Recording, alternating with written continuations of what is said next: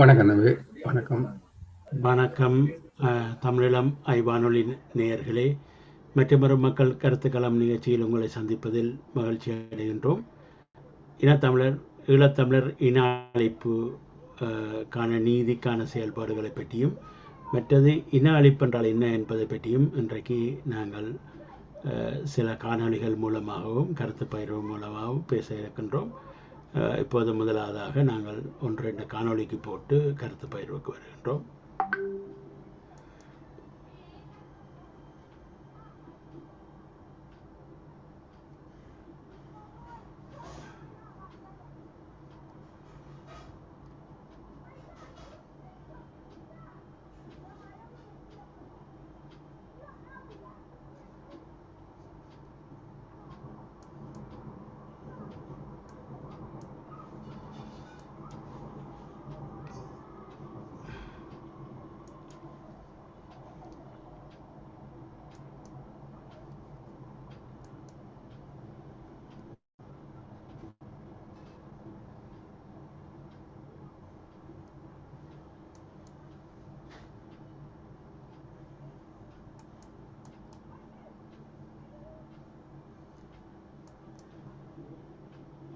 Welcome to the third part of our introduction to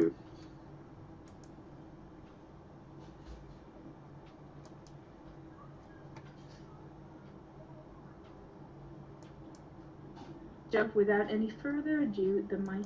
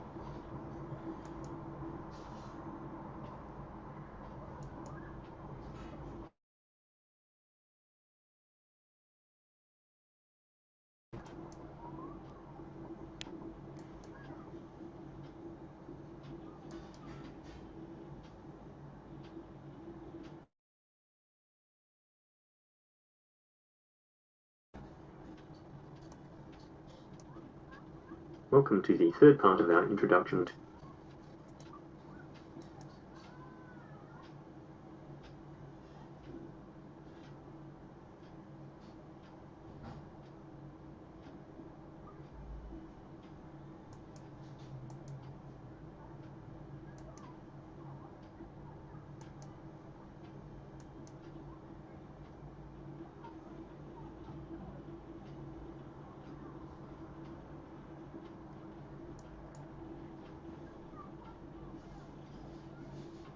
Welcome to the third part of our introduction to international criminal law, where we consider in some detail the crime of genocide.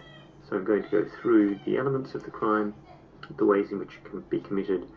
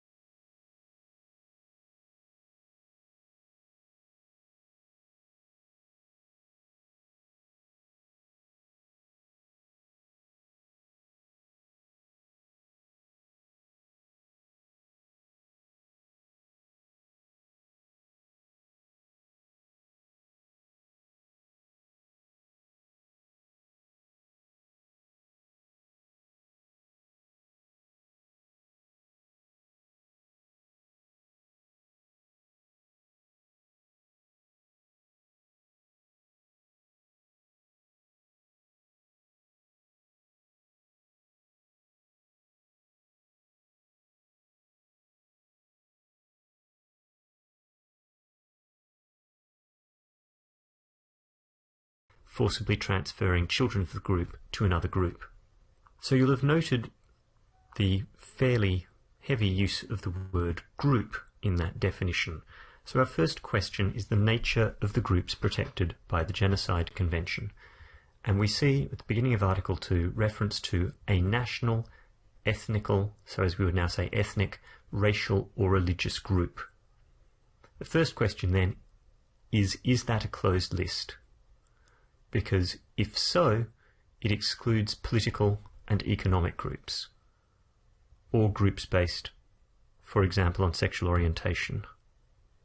Now, the reason that might be controversial is we frequently refer to the idea that a genocide was committed in Cambodia during the rule of the Khmer Rouge. However, the majority of people killed by the Khmer Rouge were subjected to conditions of life that inevitably resulted in their death, not because they were religious or belonged to a particular ethnic group, and indeed they belonged to the same national and ethnic group really as their persecutors. They were the subjects of international crimes because of their educational status, their political affiliation, or because they were perceived as bourgeois. These were effectively crimes committed in a warped communist ideology that regarded those with university education or those of a certain socioeconomic status as a threat to the social order who had to be excluded and preferably destroyed. Only a minority of those killed by the Khmer Rouge were killed because they were religious. So there is some controversy about whether that list of protected groups is sufficiently wide. Some have attempted to interpret it as really meaning any stable and permanent group should be protected, and that approach was taken by the Rwanda Tribunal Trial Chamber in the Akayesu case, and in a number of international reports and scholarship. However, that has generally not been the approach of the tribunals. The list is treated as exhaustive. All right, then if we look at these terms national, ethnic, racial, or religious groups, how do we define them? These are actually groups that resist objective definition. Despite the assumptions of the 1930s and 1940s, it's very difficult to identify someone's ethnic group simply by their physical features, for example. And there may be debates even within a religious group as to who truly belongs to it or not. And these categories, national, racial, ethnic and religious, may obviously overlap. This has led to a number of difficulties, but the first can be resolved to some extent by what's called, in the Kirstich case, the single phenomenon approach, or by William Shabbos, one of the major contemporary scholars on genocide law, as the four corners approach. That is, these four terms aren't really different things. They correspond to the same idea, and that idea is what would have been called, in the period after either the First or Second World War, a national minority. So a minority group with a distinct identity that exists within a state, and that has elements at least of this national, ethnic, racial or religious distinct identity. Now, even if we accept that, there's still a sort of problem about how do we account for the subjective construction of these groups.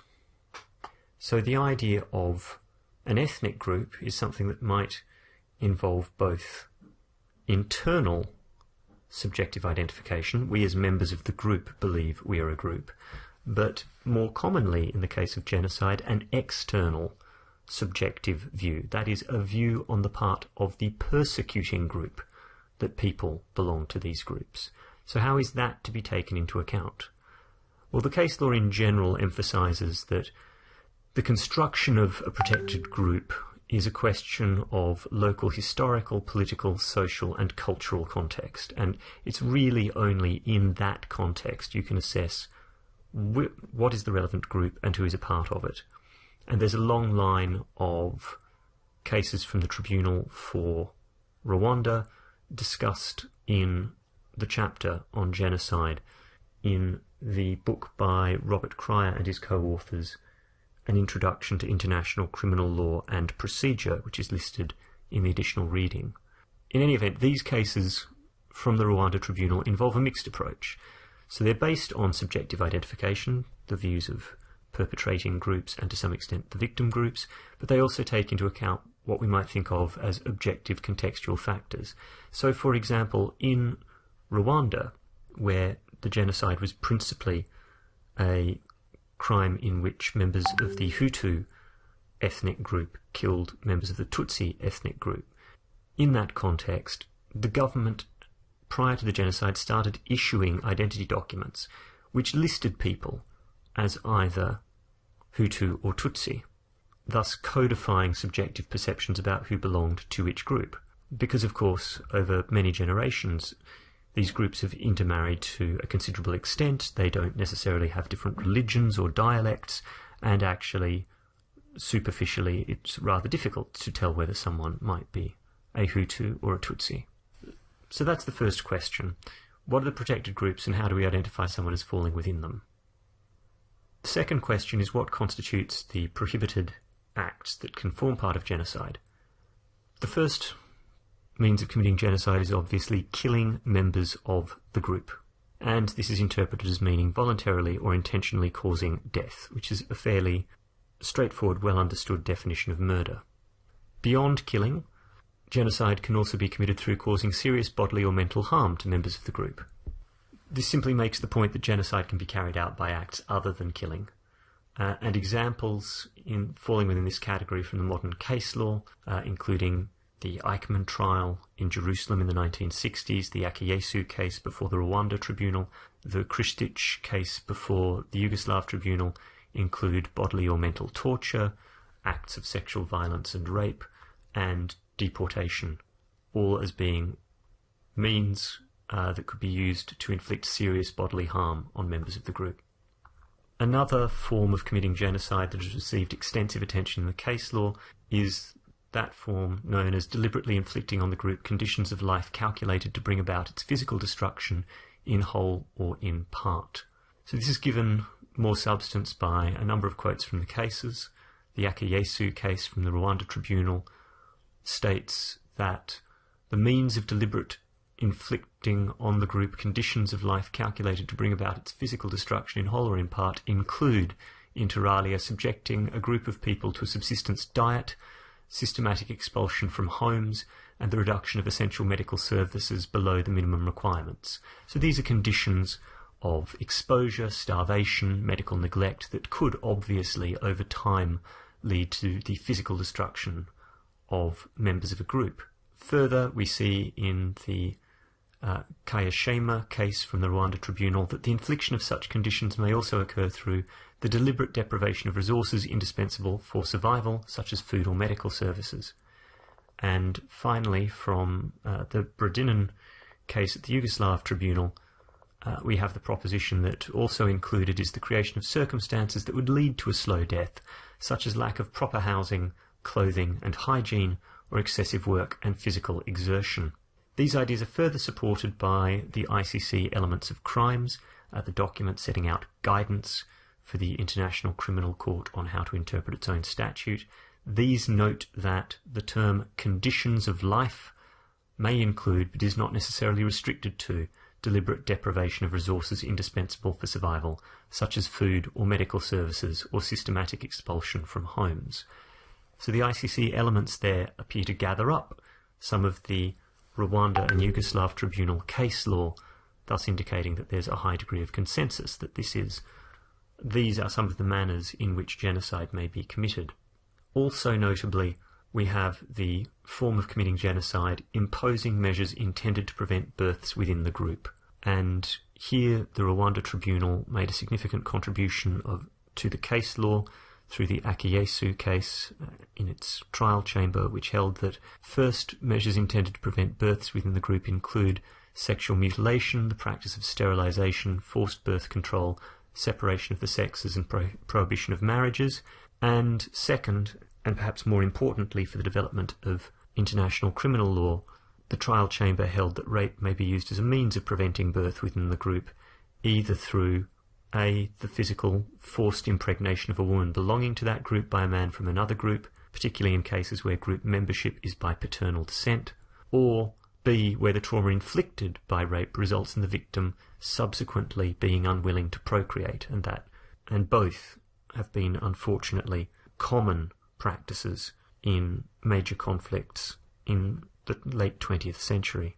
Finally, we have the category of forcibly transferring children of the group to another group, and this category has received little judicial consideration, though both in Australia and Canada there have been commissions of inquiry into the practice of removing children from indigenous groups and placing them deliberately with families of European descent. However, in those cases, the question arises as to whether this was done with the intent to destroy the original group. For example, in Australia at the time of these practices, there appeared to be an official and sincere, if mistaken and racist, belief that the indigenous population was doomed to die out in any event, and the only way to save any members of it was to transfer them, as it were, into the dominant culture.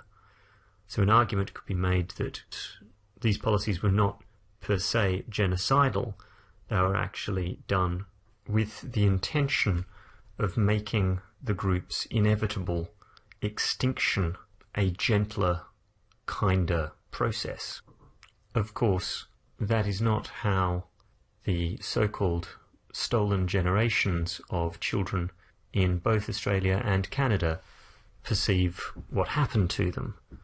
And indeed, many activists from those communities still consider that they were rightly described as the victims of an attempted official genocide, albeit one which fortunately did not succeed. We turn now to the difficult question of whether genocide requires a contextual element in much the same manner as a crime against humanity or war crime. So as a question of common sense, we could ask whether genocide requires an organised and or widespread pattern of acts orchestrated in accordance with a governmental or organisational policy. That is, it would seem to be very difficult to carry out a genocide that was in any way comparable to the Holocaust committed against the Jewish populations of Europe by Nazi Germany without massive organisation and the involvement of a government at the very least, if not an organisation with government-like powers and resources. However, as lawyers, one of the first things we'll note is that there is no such express requirement contained within the Genocide Convention. It simply refers to this question of the special intent required.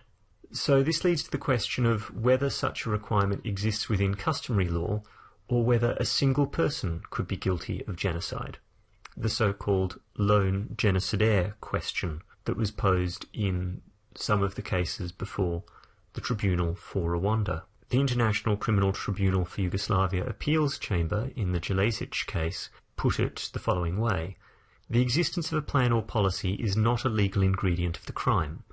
However, in the context of proving specific intent, the existence of a plan or policy may become an important factor in most cases. So you'll recall the idea that genocide is a crime of specific intent, that it has to be committed with a particular type of mental state, a question we'll come back to. And the Jelazic case essentially says you don't need to have a plan or policy as an ingredient of the crime, but it may assist in proving that particular mental state that is required, the intent to destroy a protected group in whole or in part as such. Now that might not be a completely ridiculous proposition. We can ask ourselves whether it's inconceivable in the age of weapons of mass destruction that an individual might attempt to destroy a group in part through a devastating attack on a particular population centre. So we have these two, as it were, extreme positions. Common sense requires that there must be some kind of organisational plan or policy, and the strict letter of the law does not require such a plan or policy, and you could have a lone genocidaire. The late Professor Antonio Cassese, a founding judge of the International Criminal Tribunal for Yugoslavia, in the second edition of his International Criminal Law, took a middle position and said there's no logical problem with the idea of a lone genocidaire, as certain of the prohibited acts could logically be committed without a greater plan or policy, such as killing members of the group or causing serious bodily or mental harm to members of the group. We don't even need to go as far as the weapons of mass destruction example. One could again imagine a significant population centre for a particular ethnic, national, racial or religious group, and a lone genocidaire attempting to, for example, poison the water supply. However, the point Kasise makes is that certain of the other prohibited acts, for example, preventing births within a group, may by their nature require some sort of collective or even organised action, because they will be difficult to commit without state or organisational backing.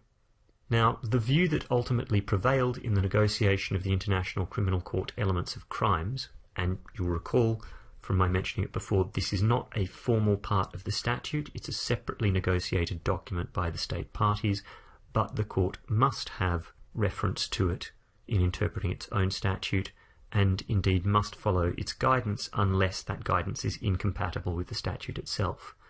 So this question had to be negotiated at the elements of crimes level, and they did conclude that a contextual element was required.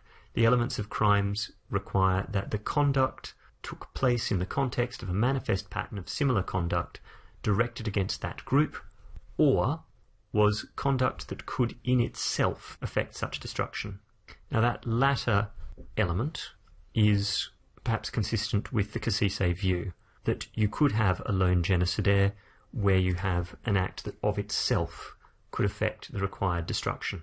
This approach has been upheld by the International Criminal Court in the al-Bashir arrest warrant case, at least by a pre-trial chamber.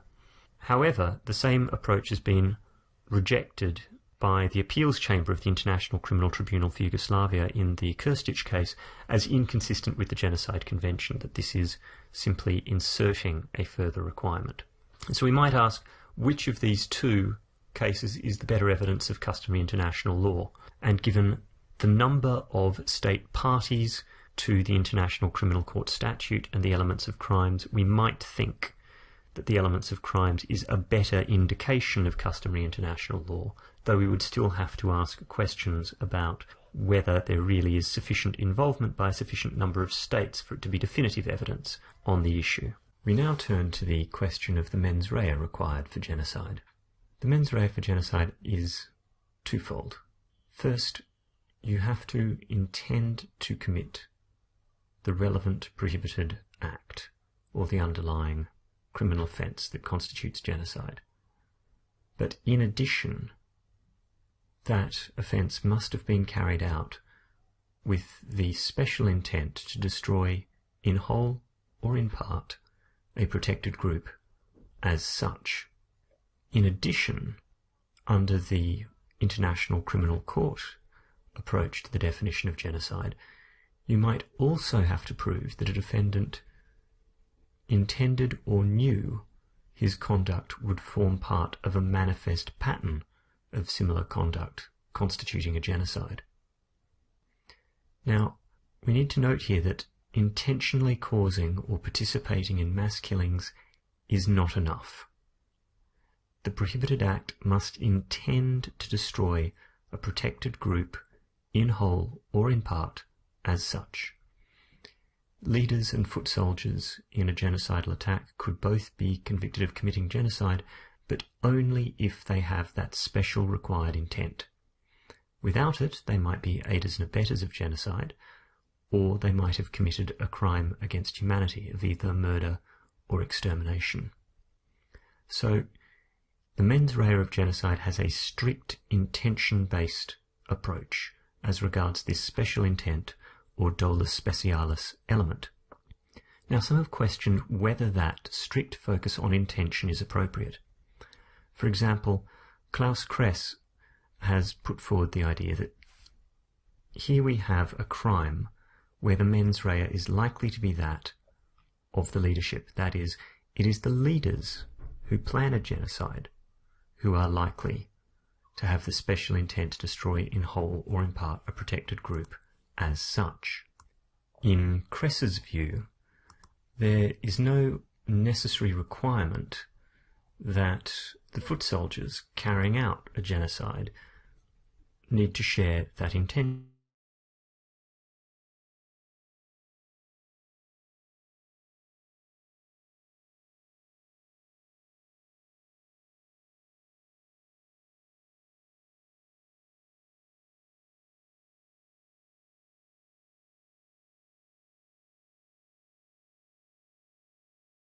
a difficult or paradoxical situation that you might wind up being able to prosecute the leaders of a genocide for genocide, but not the actual foot soldiers.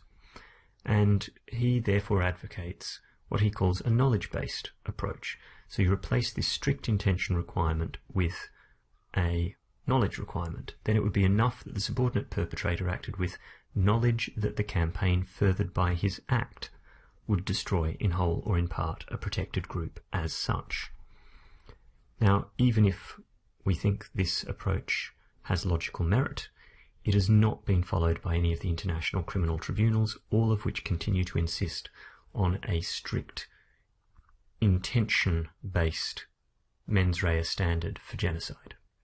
A few further issues arise from the definition going to the question of intent, and they come from three groups of words: to destroy, in whole or in part, and as such. And we'll go through each of those in turn. The first point is that the concept of destruction involved here is limited. It's limited to the physical or biological destruction of the group. And we have the Krstić decision of the International Criminal Tribunal for Yugoslavia trial chamber for that proposition. The essential point here is that destruction does not encompass cultural destruction. At least in law, there is no such thing as a cultural genocide. The next question is the meaning of the words in whole or in part. These were explained in the Bosnian genocide case of 2007 by the ICJ in the following way. First, the intent must be to destroy at least a substantial part of the particular group. That is demanded by the very nature of the crime of genocide, since the object and purpose of the Convention as a whole is to prevent the intentional destruction of groups. The part targeted must be significant enough to have an impact on the group as a whole. So the intent has to be to destroy a substantial part of the group. Obviously, one does not have to succeed in that aim to have committed genocide. It simply has to have been intended. The ICJ went on to state, second, the court observes that it is widely accepted that genocide may be found to have been committed where the intent is to destroy the group within a geographically limited area. In the words of the International Law Commission, it is not necessary to intend to achieve the complete annihilation of a group from every corner of the globe. Therefore, it might be enough in the course of a civil war to intend to wipe out a protected group within a region. However, the ICJ notes that defining the relevant group as one present within too limited a geographic area would risk distorting the meaning of genocide. Finally, we have the meaning of the words as such. And really what these words go to is they reinforce the special intent requirement, that you are attempting to destroy an individual as a member of this group for no reason other than that they are a member of the group. So if, for example, you attempted to destroy a population in a particular area that held a political view, and 90% of those who were killed belonged to a particular national, ethnic, racial or religious group, that would not establish that you had committed genocide. So the authorities we have along this line are, for example, the commentator Antonio Cassese, who noted that genocide is a crime where the victim is not targeted on account of his or her individual qualities or characteristics, but only because he or she is a member of a group. And reinforcing the point that the distinction here is one between intention and motive, Cryer and his co-authors in their Introduction to International Criminal Law state, the discriminatory nature of genocide seems to require a motive. The victims are singled out not because of their individual identity, but because of their membership of a national, ethnic, racial or religious group. And that is the intention behind the use of the words as such. Thank you for listening. This concludes our discussion of the law of genocide, and in the fourth and final one of these recordings we will consider principles of liability. That is the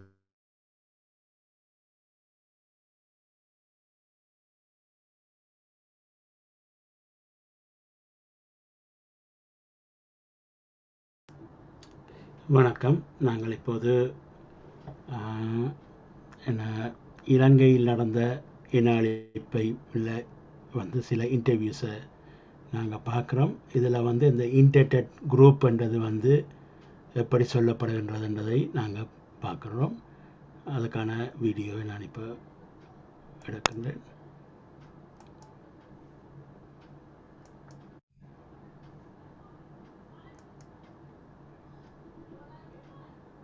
Our minibus was caught in heavy traffic due to the curfew, and we're just locked in amongst millions of people, and all of a sudden police were trying to barricade people off. Police got pushed down and millions of people were just fighting, and there was just rioting in the streets and that. The skyline was just lit up at night. The Sri Lankans, as you know, were getting their revenge on the Tamil-owned factories and the industry in Colombo. And of all things to be destroyed, it was the wrong thing. You know, they were, in my fact, just cutting off their own noses because Sri Lanka needs industry, but the cotton mills were ablaze. The coconut oil mills were ablaze. Hotels that they picked, which were Tamil-owned, they firebombed. Well, we were in Trincomalee when it started, and there must have been a lot of raging fires in the town. There was a lot of gunfire. The next morning we went into the town. Fires were still burning pretty fiercely. And the thing was entirely sectarian. I mean, if you were a Tamil, you were in trouble. If you weren't a Tamil, it was rather like being in Ulster. There was no war going on unless you were one side or the other. We then had to take a different route back to Colombo. And again, it's wherever the Tamils appeared to be in the minority was where there was some pretty fierce carryings on. Would you go back there? Oh, very much. Absolutely beautiful island. It's just so sad to see it being destroyed in this way.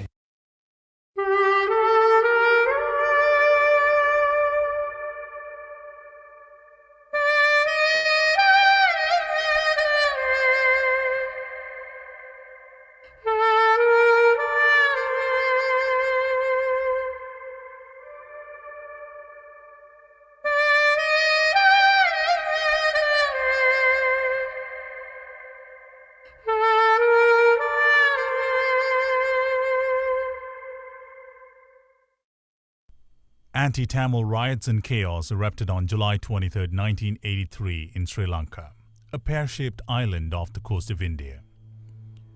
The state-sponsored pogrom left a black mark on the country's history and the minds of many. The riots were carried out by mobs of Sinhalese, with the complicity of the Sri Lankan government, who targeted Tamil homes and businesses. The hardest hit parts of the country were areas where Tamils lived amongst the predominant Sinhala population. Colombo, the nation's capital, was badly affected, and the violence spread to Kandy, the hill capital, Nuwara, Badula, Bandaravala, Matala, Negombo, and many other parts. However, the impact of Black July has affected the entire island. The violence was sparked after the burial of 15 soldiers who were ambushed by Tamil militants in the north, perhaps in retaliation to the systematic oppression of the minority Tamils by the government of Sri Lanka.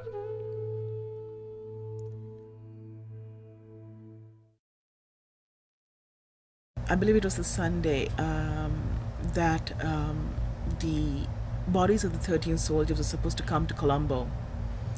And prior to that, we didn't hear much about it, but we were aware that the 13 soldiers had been killed, and the bodies were coming to Colombo.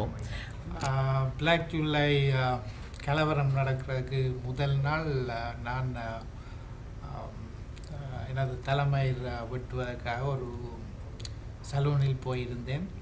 அப்பொழுது எனக்கு முன்னுக்கு இருந்தவர் news பேப்பரை வாசித்து கொண்டிருந்தார். ஓரளவுக்கு சிங்களம் வாசிக்க தெரிந்ததால் நான் விளங்கி கொண்டேன்.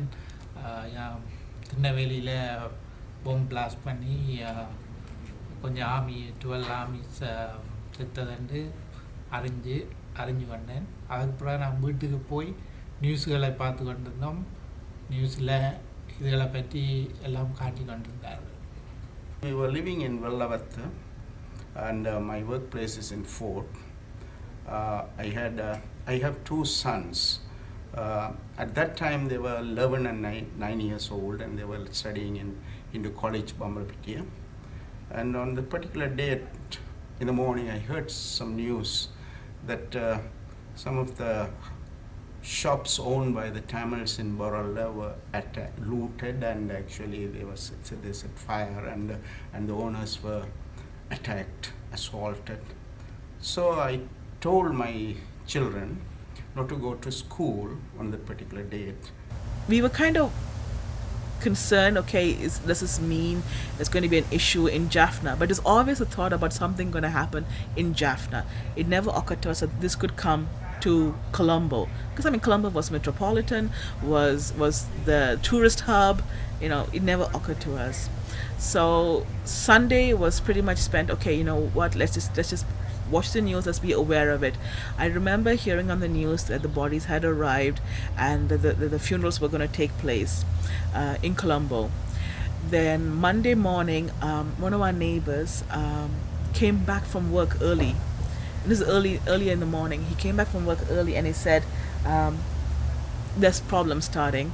I think you should take any valuables you have, like jewelry and other stuff that you want to put away safe, and go put it in the local bank. For us, the local bank was the commercial bank. So right away, my mother and my grandmother kicked into high gear. They start packing everything up.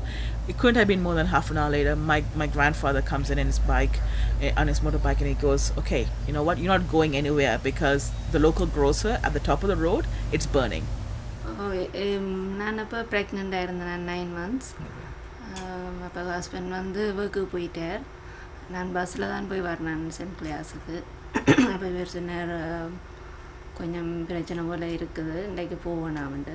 அப்போ leave அடிச்சுட்டு வீட்டை இருந்தேன். நான் 12:40 போல் நாங்கள் நியூஸும் கேட்டுக்கொண்டு lunch டேபிளில் இருந்து சாப்பிட்டு கொண்டு இருந்தேன். நாங்கள் இருக்க சத்தம் கேட்டு அடிச்சு கொண்டு ஆக்கள் கத்தி கொண்டு எங்கண்ட வீடு வந்து ஒரு ஃப்ளாட், அதில் ஃபர்ஸ்ட் கோனர் ஹவுஸ்.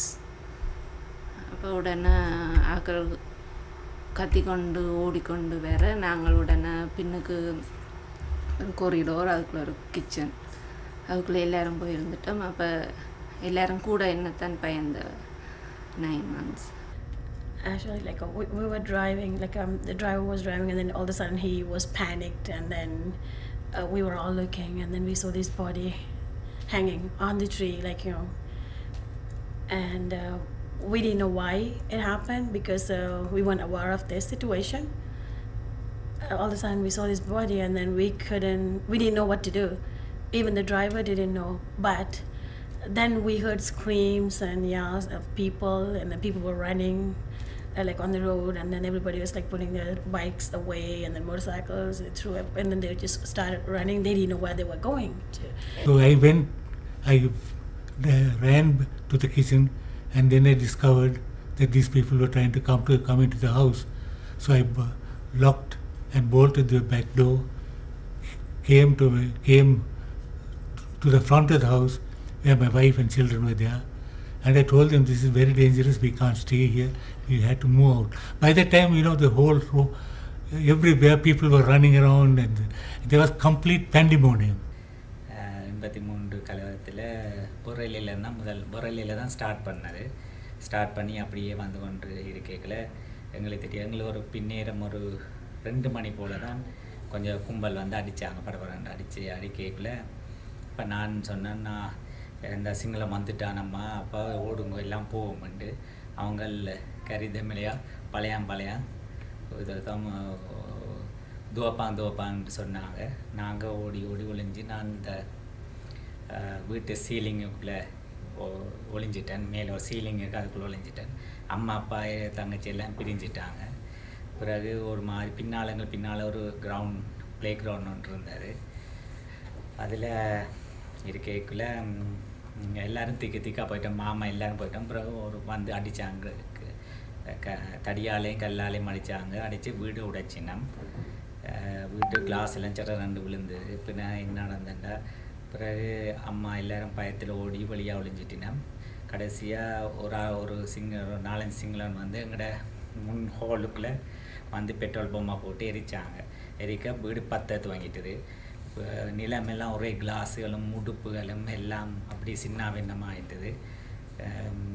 அப்போ நான் என்ன செய்தேன், பின்னால் அப்பா அம்மா காணையிலன்னு சொல்லி இறங்கி சீலிங்லேருந்து இறங்கிக்குள்ளே தான் எங்களுக்கு தெரிஞ்சது என்ன வீடு எரியுதுன்ட்டு. The next thing I knew, my mother was shepherding us, shepherding me, my grandmother, and then before you knew it, there was like tens of our neighbors in our house. Everybody was being shepherded by my mother through a gate in the back of our house, backyard, to our neighbors. And I remember running through it, and one of the neighbors in the back of our avenue is Sinhalese, and that was my mother's intention, that we would go there for safety. And they saw us coming. You could see them peek through their windows. They saw us coming, and they shut the door. And so my mother quickly changed the route, and she took us across the lane into a house where the front door was open. I didn't know this, but there was a widow who lived in this house, and she was a Sinhalese widow. It just, again, a twist of fate. The front door was open. She never knocked. She never asked permission. She took us in. There was about 16 of us in that house in the front, and this lady came out, and she said, no, there's too many of you. I can't keep too many of you.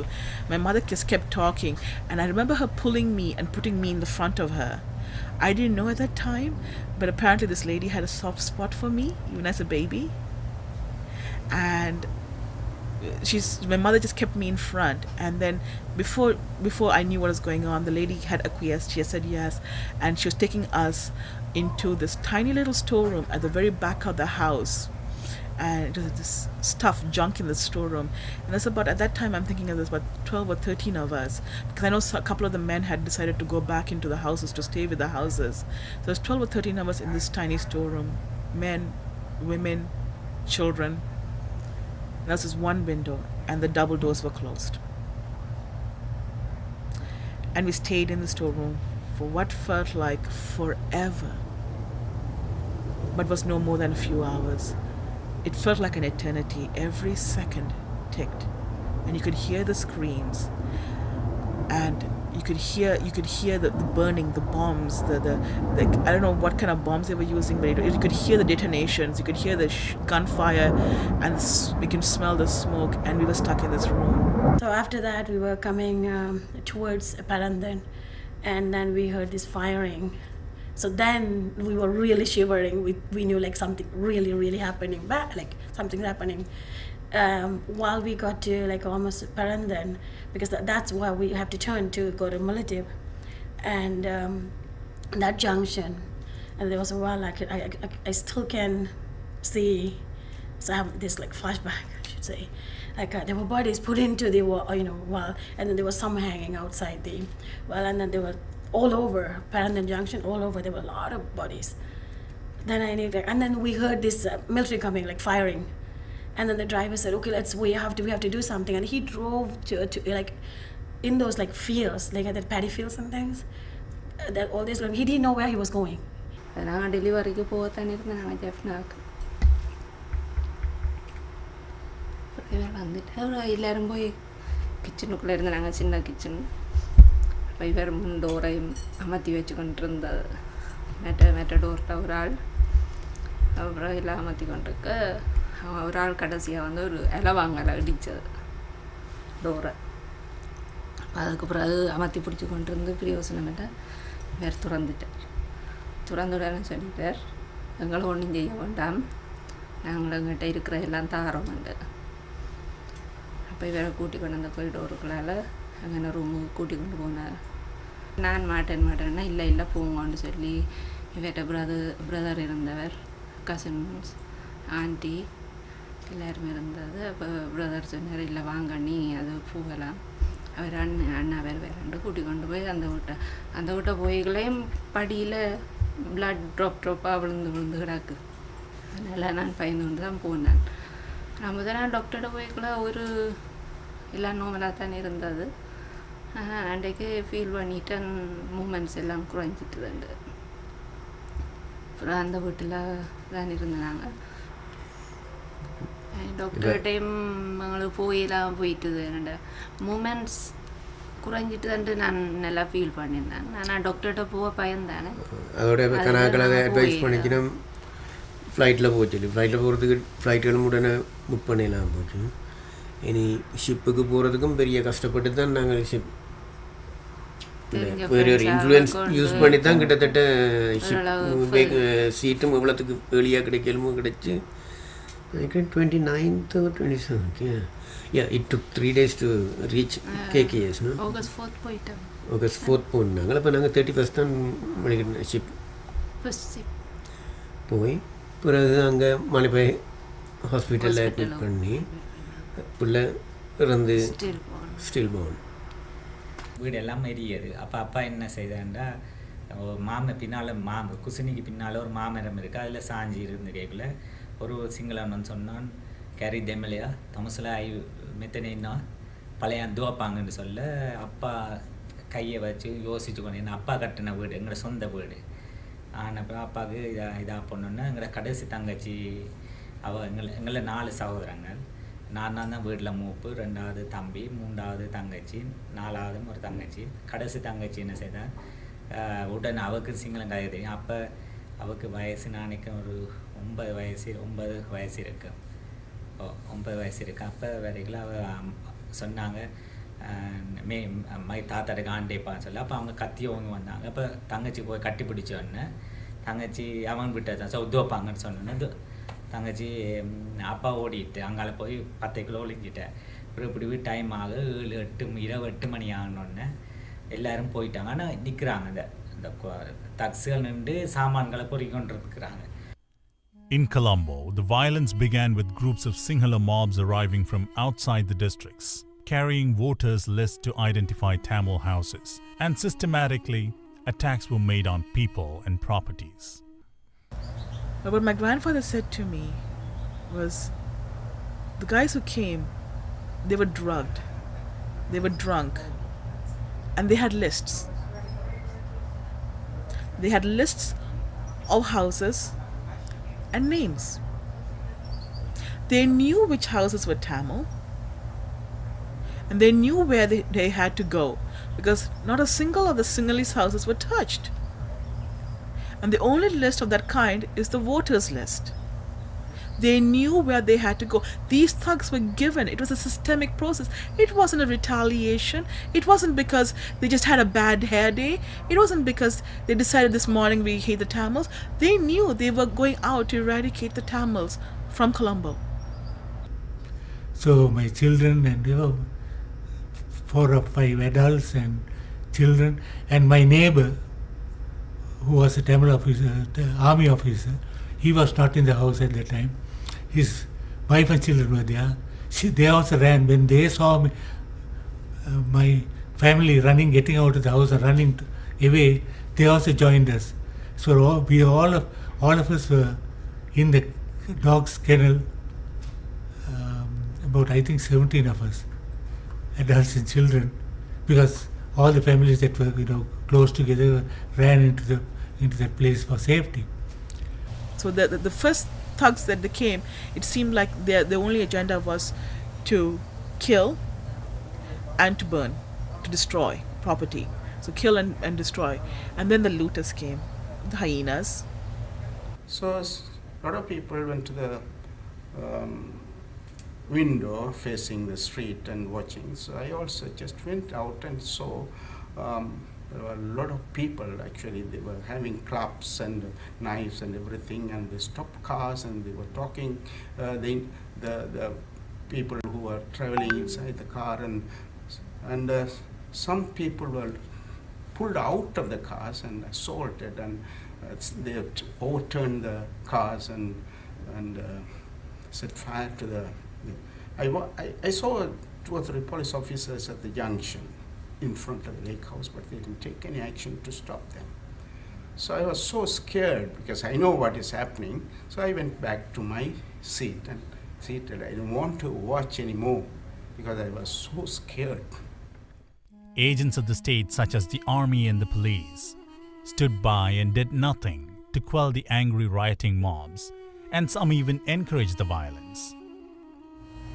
So we got as many people together, and it was basically at that time our immediate neighbors, basically the women and the children, and my mother took the lead, and we were walking. And that's when I remembered my dog. And I just had a birthday, right? So my grandfather had brought home this puppy for me, because I was going to be there for a long period of time. And this would be my dog that would stay back. Whenever I went back with my parents to Middle East, I would come back and I would have this pet. And I turned around and I ran back into our house on the front gate to get my dog. My mother screamed, "No, don't." And I didn't freeze, I didn't stop because of my mother's scream. I heard her scream. I stopped because that's when I saw the monks coming around the corner. Buddhist bhikkhu monks, head shaven, in their saffron robes, with machetes.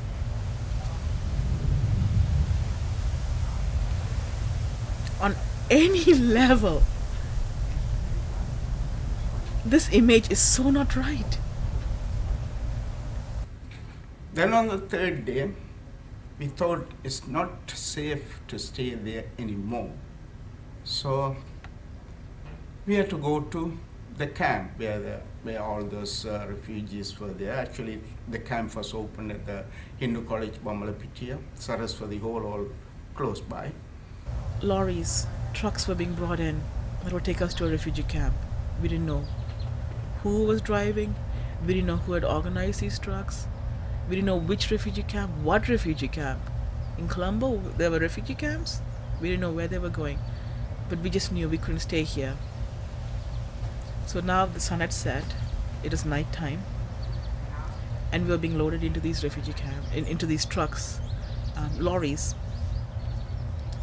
They made me stand towards the front of the lorry because it was jam-packed. People were so crushed in there. We were like cattle. We were like swine being taken away. So the truck was going and turning into the Gaul Road, and that's where most of the shops are. There was broken shops, places on fire, and that's when I saw it. This was one of the hardest memories for me to hold, and I can't let go. It's a human form burning. I couldn't tell if it was a male or a female, but all I knew was it was a human form. You could see the head, the body, and the legs. And it was burning, and nobody was doing anything. It's like you would burn garbage. I guess to them Tamils were garbage. A week of violence left the south engulfed in flames with 3,000 lives lost, thousands more displaced, and the loss of over $1 billion in property. The Sri Lankan government was forced to impose a nationwide curfew to control the violence and to start relief work. முகாமில் நாங்கள் எல்லாமே 28,000 பேர்கள் அங்கே இருந்தோம். சரியா, நாங்கள் வீட்டில் இருந்து அந்த முகாமுக்கு வரும் வழியில் எரிந்த கடைகள், எரிந்த வாகனங்கள் எல்லாம் தமிழருக்கு சொந்தமானவை. அதுகளை எல்லாம் கடந்து கொண்டு தான் நாங்கள் உள்ளுக்குள்ளே வந்தோம். அவ்வளவுதான் நாங்கள் கண்ட காட்சிகள். அங்கே 28,000 பேர் அந்த கேம்பில் இருந்த நாங்கள் இருக்கைக்குள்ள 28,000 ஸ்டோரிகளை தனிப்பட்ட ஒவ்வொருத்தட்ட ஒரு கட்டு கதைகள் எல்லாம் நேர நடந்த கதைகளை நாங்கள்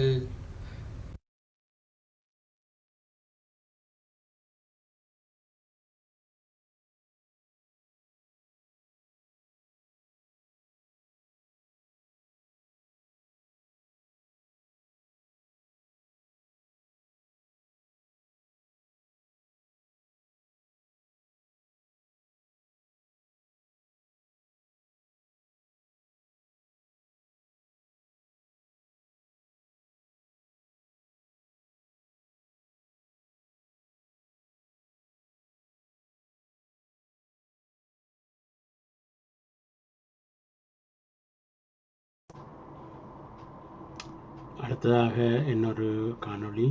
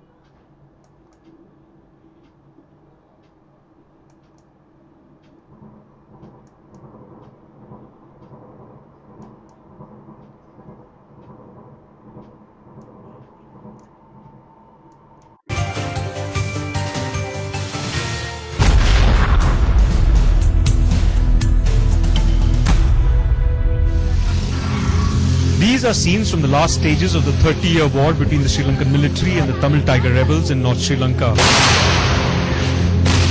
The Tamil Tigers are accused of holding over 450,000 Tamil civilians as human shields as the Sri Lankan army captured one rebel-held territory after another, chasing the rebels and civilians into ever-shrinking tracts of land. The Sri Lankan army is accused of genocide on the Tamil civilians.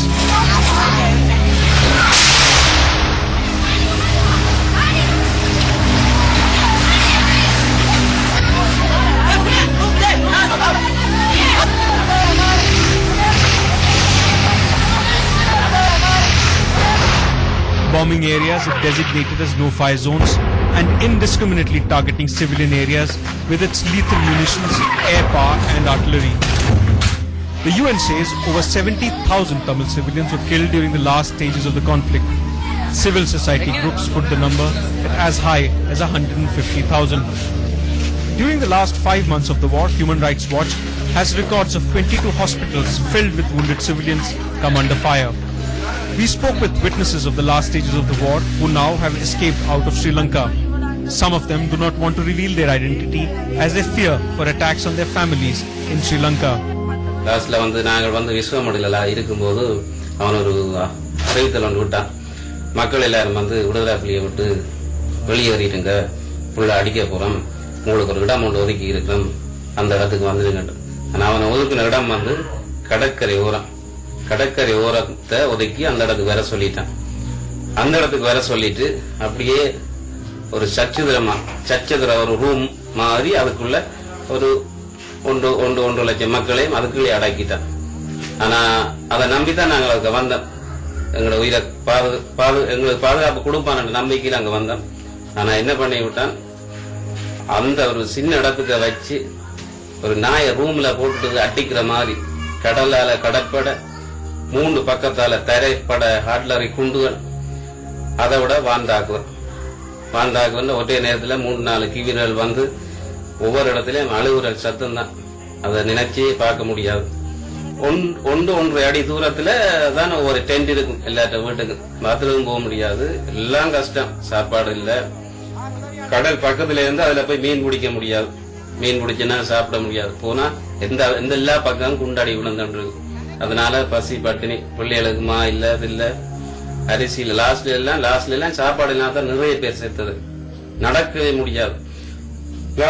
நடந்த 1 மாத யுத்தத்துக்குள்ளே ஒரு tent முடிச்சு அதுக்கு ஒரு இடம் மாறும்.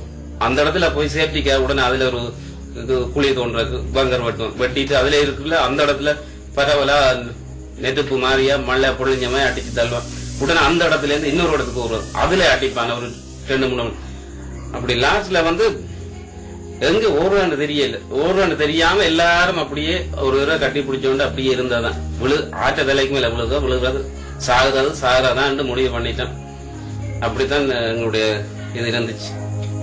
இறந்ததுதான் பிள்ளைகள், சின்ன பிள்ளைகள் கண்ணால பாத்துருக்கிறோம். சின்ன பிள்ளைகள் குடும்பமா எல்லாம் செல் விழுந்து செத்து காயப்பட்டு சரியான கவலைக்குரிய ஒரு கஷ்டம். நாங்களும் பிள்ளைகள் வச்சிருந்தோம். நாங்கள் இன்றைக்கு இருக்கிறோம், நாளைக்கு விடியலும் உயிரோட இருப்போமா எழும்புவோமா அப்படி சரியான கவலை. அதெல்லாம் சொன்ன கவலையா இருக்கும்.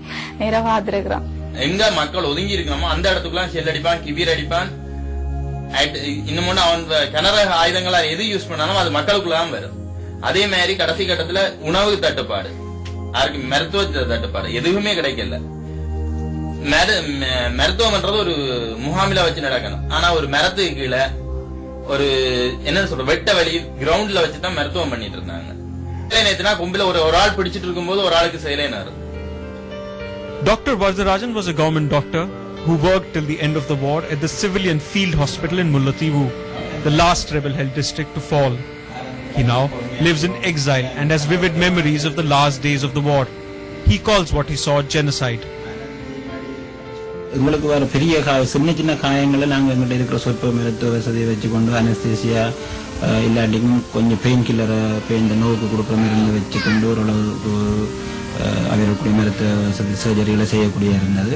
பெரிய காயங்கள் வர காயங்களுக்கு எங்களால் சிகிச்சை செய்ய முடியாமல் இருந்தது. எனக்கு அந்த எத்தனை பேர்னு குறிப்பிட்டு சொல்லக்கூடிய மாதிரி எனக்கு நினைவில்லை. ஆனால் மருந்துகள் இருந்திருந்தால் நாங்கள் இன்னும் ஒரு ஆயிரக்கணக்கான காயமடைந்தவர்களை காப்பாற்றியிருக்கலாம். நான் இலங்கையில் இருந்து அந்த வன்னி பகுதியில் வேலை செய்து வந்த பிறகு நான் இந்த மக்களுக்காகவே சேவை செய்தது. ஆனால் எனக்கு ஸ்ரீலங்கா அரசாங்கம் செஞ்ச பரிசு என்னை கொஞ்சம் ஜெயிலில் வச்சு அடைச்சிட்டாங்க. ஒரு 4 மாதம் நான் ஜெயிலில் இருந்தேன். இருந்தாங்க ஒரு அவர்களுடைய இன்குவாரி விசாரணைகள் எல்லாத்துக்கும் முகம் கொடுக்க வேண்டியிருந்தது. அதுக்கு பிறகு எனக்கு அங்கே வாழ்கிற ஒரு பிரச்சனை என்னென்னா, வெளிநாட்டு ஊடகங்கள் இல்லை வெளிநாட்டு அமைப்புகள் இலங்கையினுடைய போர்க்குற்றங்களை முன்னிறுத்துகின்ற பொழுது அது சம்பந்தமான ஆவணங்களை உதாரணமாக சேனல் 4 போன்ற மீடியாக்கள் ஆவணங்களை வெளியிடுகின்ற பொழுது அப்படி நடக்கவில்லை என்றும் அது பொய் என்று சொல்லியும் எங்களை வச்சே இந்த ஸ்ரீலங்கா அரசாங்கம் அவர்களுக்கு எதிரான ஒரு கருத்துக்களை சொல்ல வச்ச சம்பவங்கள் 2-3 தரம் எனக்கு நடந்தது. The international community did precious little to stop the genocide, and interventions from various governments was limited to appeals to both parties to end hostilities. In April 2009, the Indian government admitted it supplied logistical and tactical support and training to the Sri Lankan forces. It chose to continue this assistance on the back of a promise from Colombo that it would protect Tamil civilians. We are helping them with non-lethal weapons. We are having good relationships with them. But we are primarily concerned from the civilians, not with the terrorist outfit LTT. The then Chief Minister of Tamil Nadu and head of the DMK party undertook a fast unto death, seeking a ceasefire on the 27th of April 2009. But he ended this fast within hours. This after Senior Union Minister P. Chidambaram went on major television stations. The Sri Lankan government did not keep its promise, and Tamil civilians continued to die in their hundreds. To hoodwink the people of Tamil Nadu, he is playing this fraudulent drama. The killings and abuse did not abate after the end of the war on the 17th of May 2009, the day the Tamil Tigers silenced their guns forever. Thousands of Tamil Tigers surrendered. Most like these were disarmed, made to stand in long queues, and ferried away in buses and trucks to unknown detention camps.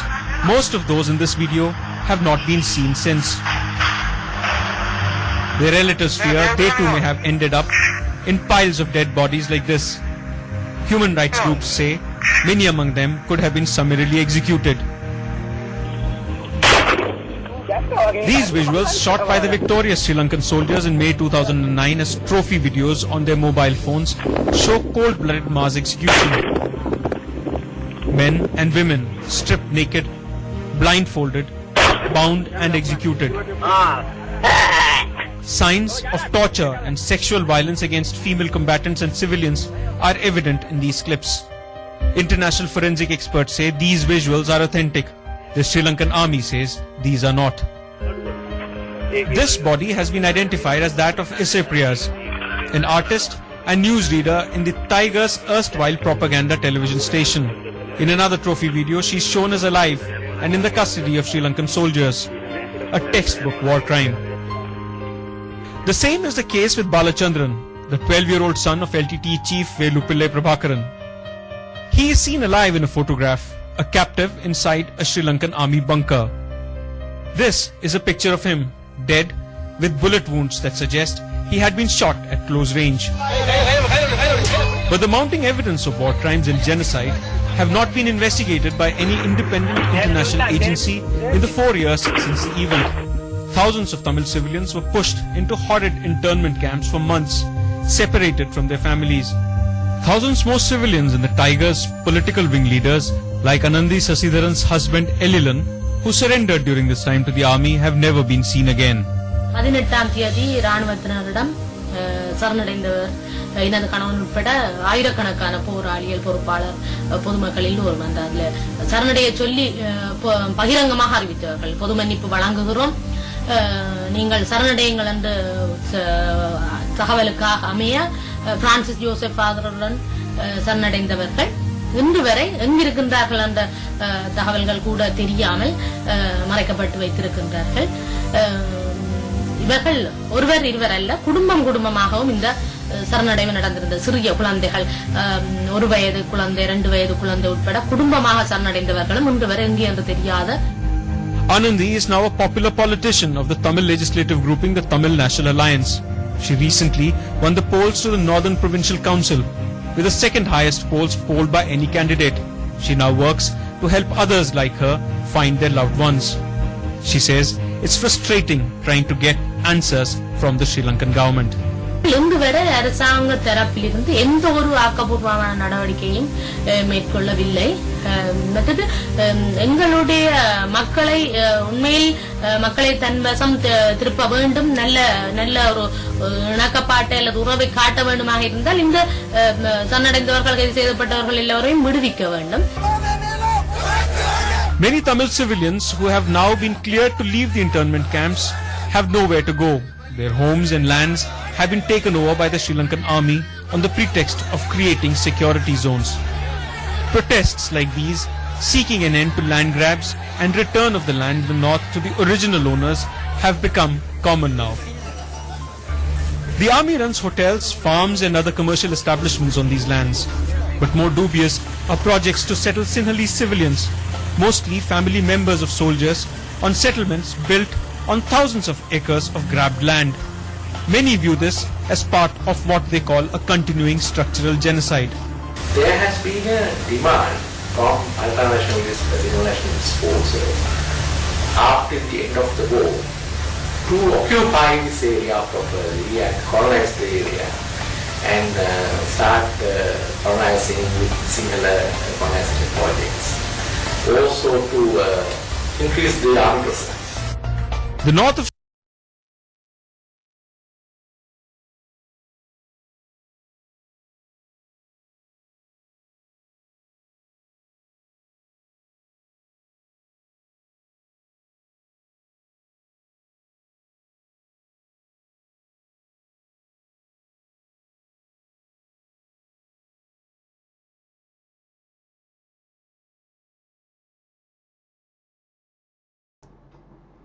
அடுத்ததாக இன்னொரு காணொலிக்கு போயிட்டு நாங்கள் கான்வர்சேஷனுக்கு போகலாம்.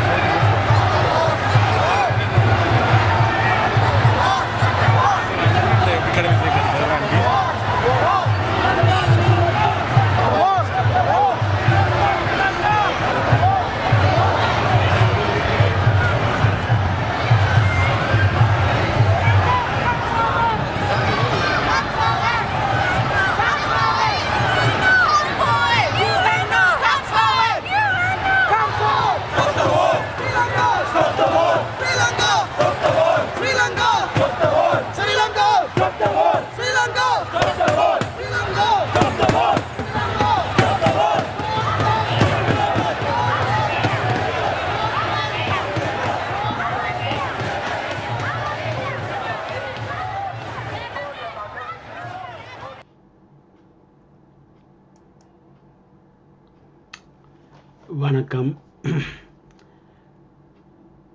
இப்போ இந்த ப்ரொட்டஸ்ட்டை நாங்கள் பார்த்துருந்தோம். அதுக்கு முதல் வந்து நடந்த இன அழிப்புக்கான ஆதாரங்கள், இன அழிப்பு என்றால் என்ன என்பதை பற்றியான விவரங்கள் எல்லாத்தையும் காணொளி மூலமாக பார்த்துருந்தோம். இப்போ இன்றைக்கு தலைப்பு வந்து இனத்தமிழ் இன அழிப்புக்கான நீதிக்கான செயல்பாடுகள் என்ன.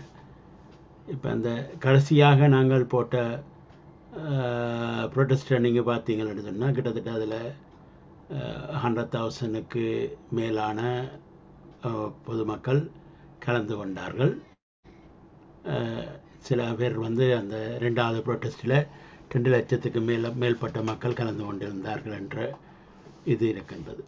அப்போ 2009க்கு பிறகு அப்படியான ப்ரொட்டஸ்ட்டுகளை நாங்கள் பார்க்கவும் இல்லை, இந்த நாட்டில் பார்க்கவும் இல்லை. இன்னும் இப்போவும் நடக்கின்ற ப்ரொட்டஸ்ட்டுகளில் வந்து நாங்கள் ஒரு ஆயிரக்கணக்கான மக்களை பார்க்காம நூற்றுக்கணக்கான மக்களை தான் நாம் பார்த்து கொண்டிருக்கின்றோம். இதுக்கு என்ன காரணம் என்பதை நாங்கள் எங்களுக்குள் தெளிவுபடுத்த வேண்டிய காலகட்டத்தில் இருக்கின்றோம். எங்களுக்கு நீதி வேண்டுமென்றால் நாங்கள் தான் அதுக்கு போராட வேணும்.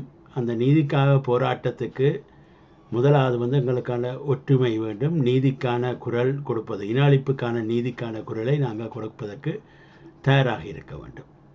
அப்போ இப்போ நான் இதுக்கு முதல் நிகழ்ச்சியில் கடைசி நிகழ்ச்சியாக இப்போ போட்டது ஒரு பெரிய ஒரு ப்ரொட்டஸ்ட். எல்லா யூனிவர்சிட்டி ஸ்டூடெண்ட்ஸ் அவை எல்லாருமே சேர்ந்து இவர்களெல்லாம் இந்த நாட்டில் தான் எட்டும் வாழ்ந்து கொண்டு இருக்கின்றார்கள். அவர்களுக்கு இப்போ கல்யாணம் செய்து பிள்ளை குட்டிகள் எல்லாம் இருக்கின்ற, இப்போ கிட்டத்தட்ட இந்த மாணவர்களாக இருந்தவர்களோடு இப்போது எல்லோரும் கல்யாணம் செய்து அவர்களுக்கு 10-15 வயதில் பிள்ளைகள் எல்லாம் இருக்கக்கூடிய காலகட்டத்தில் தான் நாங்கள் வாழ்ந்து கொண்டிருக்கோம். 12 வருஷத்துக்கு மேலே வாழ்ந்து கொண்டிருக்கின்றோம்.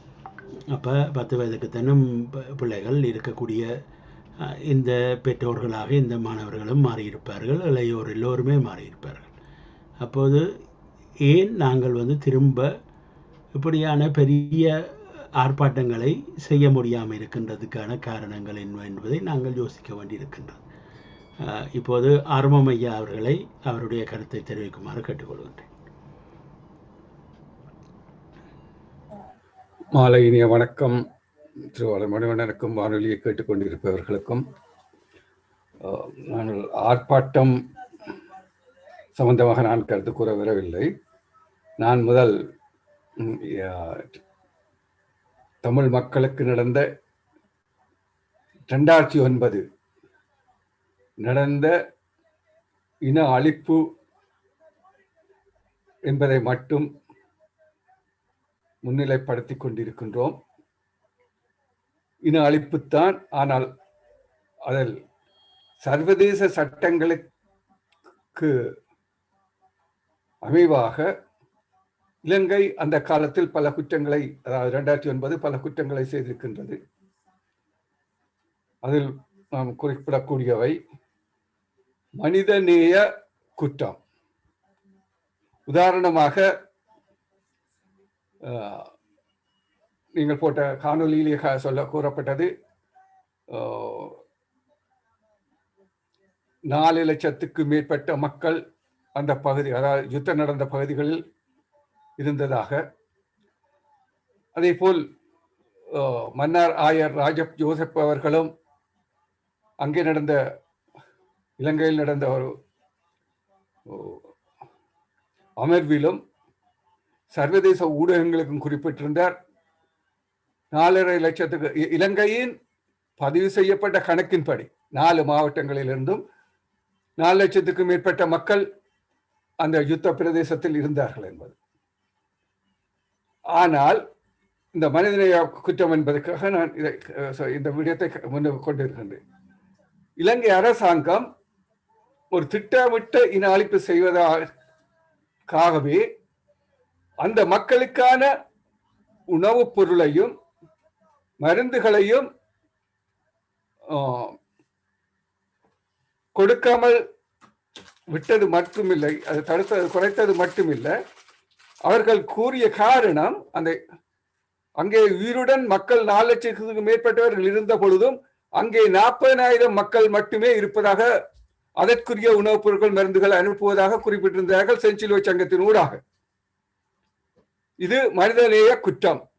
அவர்கள் கூடின மக்கள் இருக்கும் பொழுது அவர்களை பட்டினியிலும் நோய்வாய்ப்பட்டவர்களை, அந்த இரத்த இழப்பு சம்பந்தமாக காயப்பட்டவர்கள் இறக்கக்கூடிய ஒரு சூழ்நிலையை உருவாக்கி அந்த இன அழிப்பை செய்து நிற்கின்றார்கள். மனிதநேய குற்றத்தின் கீழ் இந்த இன அழிப்பு நடக்கின்றது. இரண்டாவது, மனித உரிமை மீறல்கள்.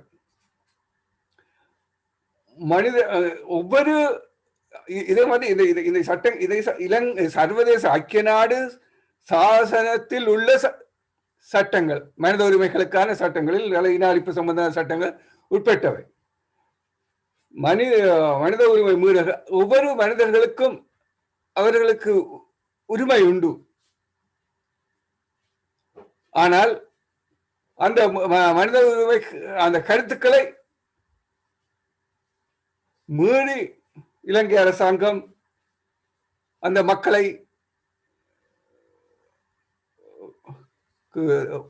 பல இன்னல்களுக்கு உட்படுத்தி கொண்டார்கள். அடுத்ததாக போர்க்குற்றம். சர்வதேச விதிகளுக்கு அப்பாற்பட்டு சர்வதேச சட்டத்தை மீறி பல போர்க்குற்றங்கள் இலங்கை அரசு செய்திருக்கின்றது. உதாரணமாக, வைத்தியசாலைகள் என்று தெரிந்தும் அந்த வைத்தியசாலைக்கு மேல் குண்டுமலை பொழிந்தார்கள், எரிகணை வீசி தாக்கினார்கள். இது ஒரு போர்க்குற்றத்தின் ஒரு செயலாகும். இதற்கான நான் கடைசியாக இதுக்கு ஆதாரங்களை திரட்டி நாங்கள் கொடுக்க வேண்டும், அதற்கான அழுத்தத்தையும் கொடுக்க வேண்டும் என்று. ஆனால் அடுத்த விடயத்துக்கும் போயிருக்கின்றேன். இந்த குற்றங்கள், இலங்கை அரசாங்கம் செய்த குற்றங்களை நாங்கள் ஒரு வரிசைப்படுத்தி ஐக்கிய நாடு சபைக்கும் சர்வதேசத்துக்கும் தமிழ் மக்களுக்கும் கூட அதை விவரித்து கூற வேண்டும். அதன் அடிப்படையில் எமக்கான நீதியை பெறுவதற்கு முயற்சி செய்ய வேண்டும். நான் போர்க்குற்றங்கள் பற்றி குறிப்பிட்டிருந்தேன். அடுத்த 4வது இது குற்றம், சர்வதேச சட்டங்கள், சர்வதேசத்தினால் தடை செய்யப்பட்ட ஆயுதங்களை பாவித்தது. இதை பற்றி யாருமே நாங்கள் கதைப்பதில்லை. இவன் மேற்குறிப்பிட்டவை ஐக்கிய நாடு சபையினால் கூட 2015ஆம் ஆண்டு கொண்ட இந்த தீர்மானத்தில் கூறப்பட்டது. மனித குற்றம் செய்திருக்கின்றார்கள், மனித உரிமை மீறி இருக்கின்றார்கள், போர்க்குற்றம் செய்திருக்கிறார்கள். ஆனால் இந்த சர்வதேச தடை செய்யப்பட்ட ஆயுதங்களை பாவித்தவர்கள் என்பதை நாம் யாரும் குறிப்பிட்டு கதைப்பதும் இல்லை. அதற்கான நடவடிக்கைகளை செயல்பாட்டுகளுக்கான அந்த ஆதாரங்களை திரட்டி கொடுப்பதற்கும் தவறிவிட்டோம் என்று நான் நினைக்கின்றேன். அப்ப இதன் அடிப்படையிலும் 4வது குற்றம் இலங்கை அரசாங்கம் செய்தது. இதன் அடிப்படையிலும் இலங்கை அரசாங்கம் தண்டிக்கப்பட வேண்டிய ஒரு அரசாக இருக்கிறது. 5வது இன அழிப்பு. இன அழிப்பு என்பது போது நீங்கள் முதல் ஆங்கிலத்தில் போட்டு காட்டினீர்கள். அதில் நாம் இதை முழுமையாக விளங்கிக் கொண்டு இதற்கான ஆதாரங்களை திரட்டி கொடுக்கின்றோமா, அது சட்ட ரீதியாக அதை பயன்படுத்தக்கூடிய அளவுக்கு அந்த எங்களுடைய அறிக்கைகள் தயாரிக்கப்பட்டிருக்கிறதா, அதில் எவ்வளவு கொடுத்திருக்கின்றோம், நான் மேற்கூறியதும் சரி, இந்த இன அழிப்பு சம்பந்தமாக சரி. உதாரணமாக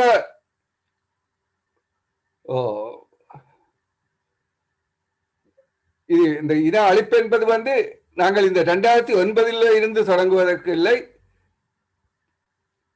இலங்கை சுதந்திரம் அடைகின்ற காலத்தில் இருந்தே அந்த இன அழிப்பு நடந்ததா எனது கருத்து. எனது கருத்து மட்டுமில்லை, ஐக்கிய நாடு சபை அந்த இன அழிப்புக்கான வரவிலக்கணத்திலிருந்து நான் இதை குறிப்பிடுகின்றேன். என்று சொன்னால், பூர்வீகமாக ஒரு மக்கள் இனம் ஒரு இடத்தில் வாழ்ந்து வரும் பொழுது அவர்களை அங்கிருந்து வெளியேற்றுவதும் ஆனால் ஒரு இன அழிப்புக்கான குற்றமாகத்தான் அந்த மனித உரிமை இன அழிப்பு சம்பந்தமாக இலங்கை அரசாங்க ஐக்கிய சபையின் சாசனத்தில் கூறப்படுகின்றது. அது அப்ப அது 1948 கால பகுதிகளிலே அந்த குற்றத்தை இலங்கை அரசாங்கம் செய்ய தொடங்கிவிட்டது. உதாரணமாக பட்டிப்பளை என்னும் இடத்தில் இருந்த மக்களை வெளியேற்றி அவருடைய விவசாய நிலங்கள் பறிக்கப்பட்டு அந்த இடத்தில் பின்பு ஒரு அபிவிருத்தி என்ற பெயரில் அந்த இடத்தில் 25,000 சிங்கள மக்களை வந்து குடியேற்றினார்கள் கல்லுயா திட்டம் என்ற பெயரில். அதற்காக தமது நிலத்துக்காக போராடிய மக்களை 152 பேரை இங்கினிய கலையில் சுட்டுக் கொண்டார்கள் 1956ஆம் ஆண்டு. இது அவர்களை அந்த இடத்திலிருந்து வெளியேற்றினது இனப்படுகொலையின் ஒரு பகுதி, பின்பு அவர்களை சுட்டுக் கொன்றதும் ஒரு பகுதி.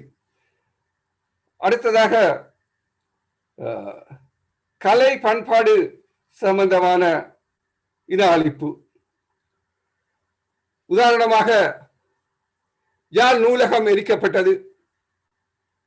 அங்கே லட்சக்கணக்கான எமது ஆவணங்கள், ஓலைச்சுவடிகள், வரலாற்று ஆதாரங்கள் இருந்தன.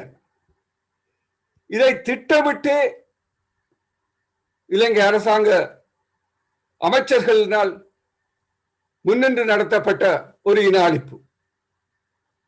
கலை பண்பாட்டு நீங்கள் உங்களுடைய கலாச்சாரம் கலை பண்பாட்டு அழிவு. அது மட்டுமில்லாமல் யாழ் நகரில் இருந்த எமது வரலாற்று இலக்கிய தமிழ் இலக்கிய சம்பந்தமாக இவர்களுடைய சிலைகள் கூட அழித்து உடைக்கப்பட்டது. உதாரணமாக திருவள்ளுவருடையது, ஔவையாருடையது, அப்படியான சிலைகள் கூட அழித்து உடைக்கப்பட்டது. அப்ப இது ஒரு வரலாற்று ஆதாரமாக இருந்ததை கூட இலங்கை அரசாங்க கூலிப்படைகள் நிறைவேற்றி இருக்கின்றார்கள். இது வரலாற்று பண்பாட்டு இன அழிப்பு. அடுத்ததாக ஒரு இனக்குழுமத்தின் ஒரு பகுதியையோ அல்ல முழுமையாகவோ இன அழிப்பு அவர்களுடைய உயிர்களை எடுப்பதும் இன அழிப்புக்குட்பட்டதுதான். இங்கே இந்த 2009 மட்டுமில்லை, அதற்கு முன்பும் அதாவது அந்த நான் நினைக்கிறேன் 1987 காலப்பகுதியில் நினைக்கிறேன் நெல்லியடி கிட்ட உள்ள ஒரு யாழ்ப்பாணத்தில் வடமராட்சி பகுதியில் உள்ள நெல்லியடி பகுதியில் அந்த தாக்குதல் செய்ய முன்பு அந்த பகுதி மக்களை ஒரு சைவ ஆலயத்தில் போய் இருக்கும்படி துண்டு பிரசுரங்கள் போட்டுவிட்டு அந்த மக்கள் அங்கே போய் பாதுகாப்புக்காக இருந்த பொழுது அந்த இடத்தில் அந்த ஆலயத்தின் மீது குண்டு போட்டு நூற்றுக்கணக்கான மக்களை அழித்தார்கள். இது திட்டமிட்ட ஒரு இன அழிப்பின் ஒரு கூறு என்றால் அவர்கள் அதை திட்டமிட்டு தான் அதை செய்கின்றார்கள். அல்ல. அதுபோல் அடுத்ததாக 1995 நவாலி தேவாலயத்தில் அங்கே போய் இருக்கும்படி துண்டு பிரசுரங்கள் போட்டு இலங்கை அரசாங்கத்தினால் இலங்கை இராணுவத்தினால் அறிவிக்கப்பட்ட பின்பு அதே தேவாலயத்தில் கொண்டு மழை பொழிந்து நூற்றுக்கணக்கான மக்கள் உயிரிழந்தார்கள். இது தமிழரிடம் உள்ள ஆதாரங்கள். அது இந்த ஆதாரங்களை நாங்கள் ஒழுங்காக ஒரு நல்ல அறிக்கை தயாரித்து வைத்திருக்கின்றோமா, அதை கொடுத்திருக்கின்றோமா என்பது நான் அறியாத ஒரு நிலையாக இருக்கிறது. அடுத்ததாக நாகர்கோவில் பாடசாலை மீது விமான குண்டுகள் வீதி அளித்தார்கள் அந்த குழந்தைகளை, பாடசாலை குழந்தைகளை. பின்பு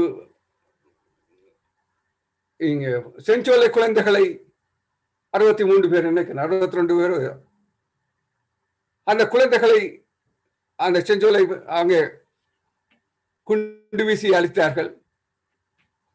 இது எல்லாம் இன அழிப்பின் ஒரு அங்கமாகவே ஐக்கிய நாடு சபை இன அழிப்பு சாசனத்தில் குறிப்பிடுகின்றார்கள். சரி, இந்த யுத்த காலத்தில் ஒரு சமூகத்திலிருந்து இன்னொரு சமூகத்துக்கு, தமிழ் சமூகத்தில் உள்ள அந்த குழந்தைகளை சிங்களவர்களாக மாற்றும் நோக்குடன் அவர்களை கடத்தி சென்று சிங்கள பகுதியில் அவர்களை மறைத்து அவர்களை இனம் மாற்றம் செய்கின்றார்கள். இது இன அழிப்பின் ஒரு பகுதி. அங்கே நான் அந்த காலங்களில் ஒரு பெண் குழந்தையை புத்த சமயத்துக்கு மாற்றுவதற்காக அவருக்கான அந்த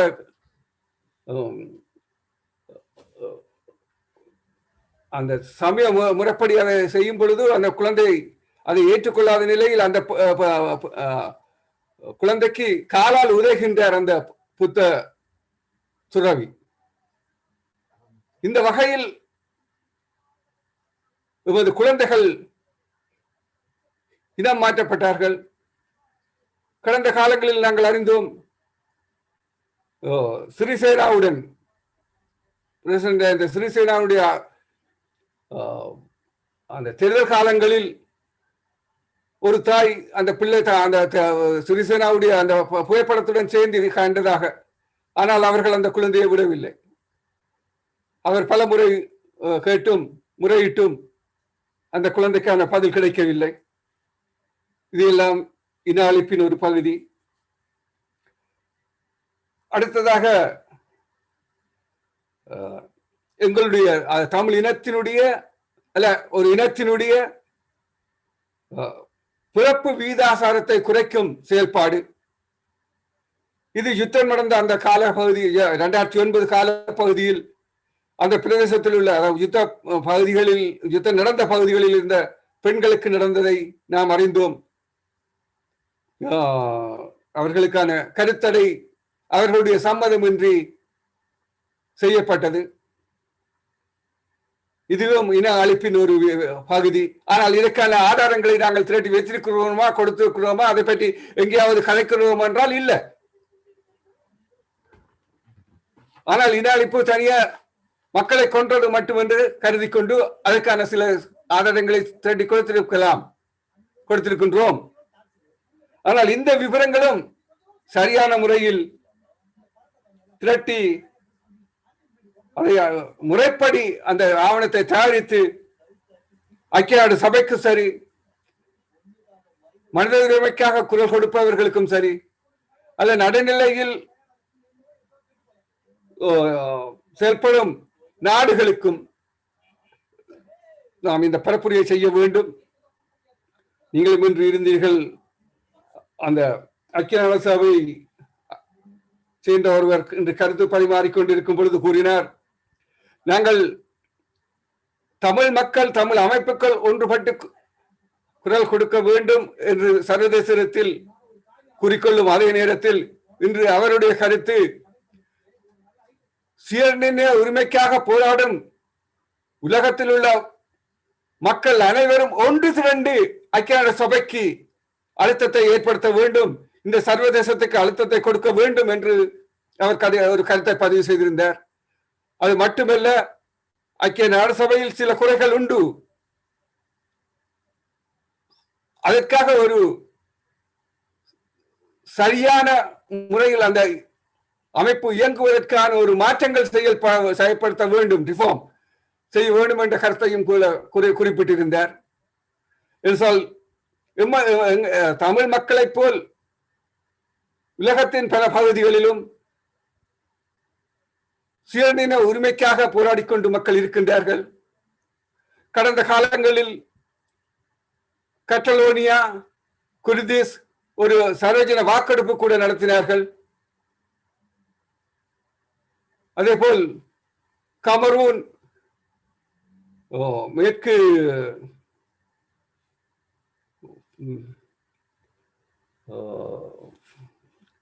நாட்டின் பேர் வருவதில்லை, அதேபோல் பல நாடுகள் சுயநிலை உரிமைக்காக போராடி கொண்டு இருக்கின்றன. அவர்கள் அனைவரும் ஒன்று திரண்டு ஒரு அழுத்தத்தை இந்த சர்வதேசத்துக்கும் சர்வதேச நாடுகளுக்கும் ஐக்கிய நாடு சபைக்கும் கொடுக்க வேண்டும் என்பது அவரது வேண்டுகோளாக இருந்தது. இதற்கு முதல் தமிழ் மக்கள் ஆகிய நாங்கள் அனைத்து அமைப்புகளும் கட்சிகளும் ஒரே குரலில் ஒரு விடயத்தை மட்டும்தான், அதாவது எங்களுக்கு இன அழிப்புக்கு நீதி வேண்டும், அது பரிகார நீதியாக இருக்கணும், சர்வதேசத்தின் ஊடாக விசாரணை செய்ய வேண்டும், சர்வதேச குற்றவியல் நீதிமன்றத்துக்கு இலங்கையை கொண்டு வந்து என்பதை நாங்கள் அனைவரும் ஒரே குரலில் வலியுறுத்தும் அதே நேரத்தில் சர்வதேச ஊடகங்கள், சர்வதேச அமைப்புகள் இந்த எமது கோரிக்கைகளை முன்வைக்க வேண்டும். நாடு கடந்த தமிழீழம் 2 விடயங்களை முன்னிறுத்துகின்றன. ஒன்று பரிகார நீதி, இரண்டாவது தமிழ் மக்களின் ஜனநாயக முறைப்படியே தமிழ் மக்களுடைய விருப்பத்தை அறிவதற்கு ஒரு சர்வஜன வாக்கெடுப்பு. புலம்பெயர்ந்த நாடுகளில் உள்ள தமிழ் மக்களிடமும் தமிழீழ பகுதிகளில் வாழும் தமிழ் மக்களிடமும் ஒரு வாக்கெடுப்பு நடத்த வேண்டும் என்று கேட்டுக்கொண்டிருக்கின்றார்கள். அதற்கான பரிப்புரைகளையும் செய்து கொண்டிருக்கின்றார்கள். இதை அனைத்து அமைப்புகளும் மக்களும் ஒன்று திரண்டு இந்த விடயங்களை சர்வதேச பரப்பிலும் மனித உரிமைக்காக குரல் கொடுப்பவர்களிடமும் ஊடகங்களிடமும் இதை ஒரு பேசுபொருளாக மாற்ற வேண்டும். அதற்காக அனைவரும் ஒன்று சேர்ந்து செயல்பட வேண்டும் என்று கூறி எனது கருத்தை நிறைவு செய்கிறேன். நன்றி. சந்தர்ப்பத்துக்கு நன்றி அருமம் ஐயா.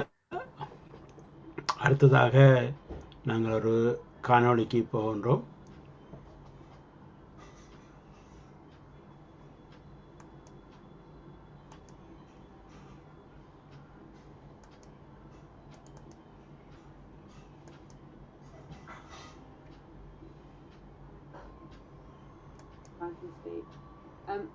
Up next, we have US Tamil Action Group. We have Dr. Elias Jayaraja, who's going to be speaking to us about the root causes.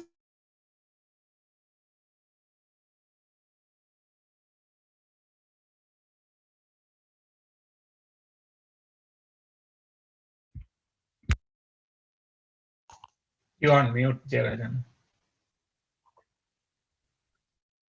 Sorry about that. Welcome to everyone. I will touch on the root causes of the conflict that led to Black July and the mayhem thereafter. I think we have also already seen several presentations touching on several aspects of it. So I will only take maybe a few examples. Thinking about the root causes of the conflict, there are historical reasons, and then there's reasons, history since independence. Historically speaking, I think the seeds of conflict were embedded by the colonialism that took place as we know, since 1505, when the Portuguese came, followed by Dutch and the British. In 1833 is when the amalgamation of the individual kingdoms within the island were brought together by the British into one for their administrative purposes. And that colonial construct continued when independence was granted to Sri Lanka. And they did not reverse the merger. They allowed some type of a weak protection in the Salisbury Constitution with the so-called Section 29, giving some protection for minority rights that they could, if there was any action against the minorities, they could appeal to the Privy Council in the UK. And but since independence in 1948,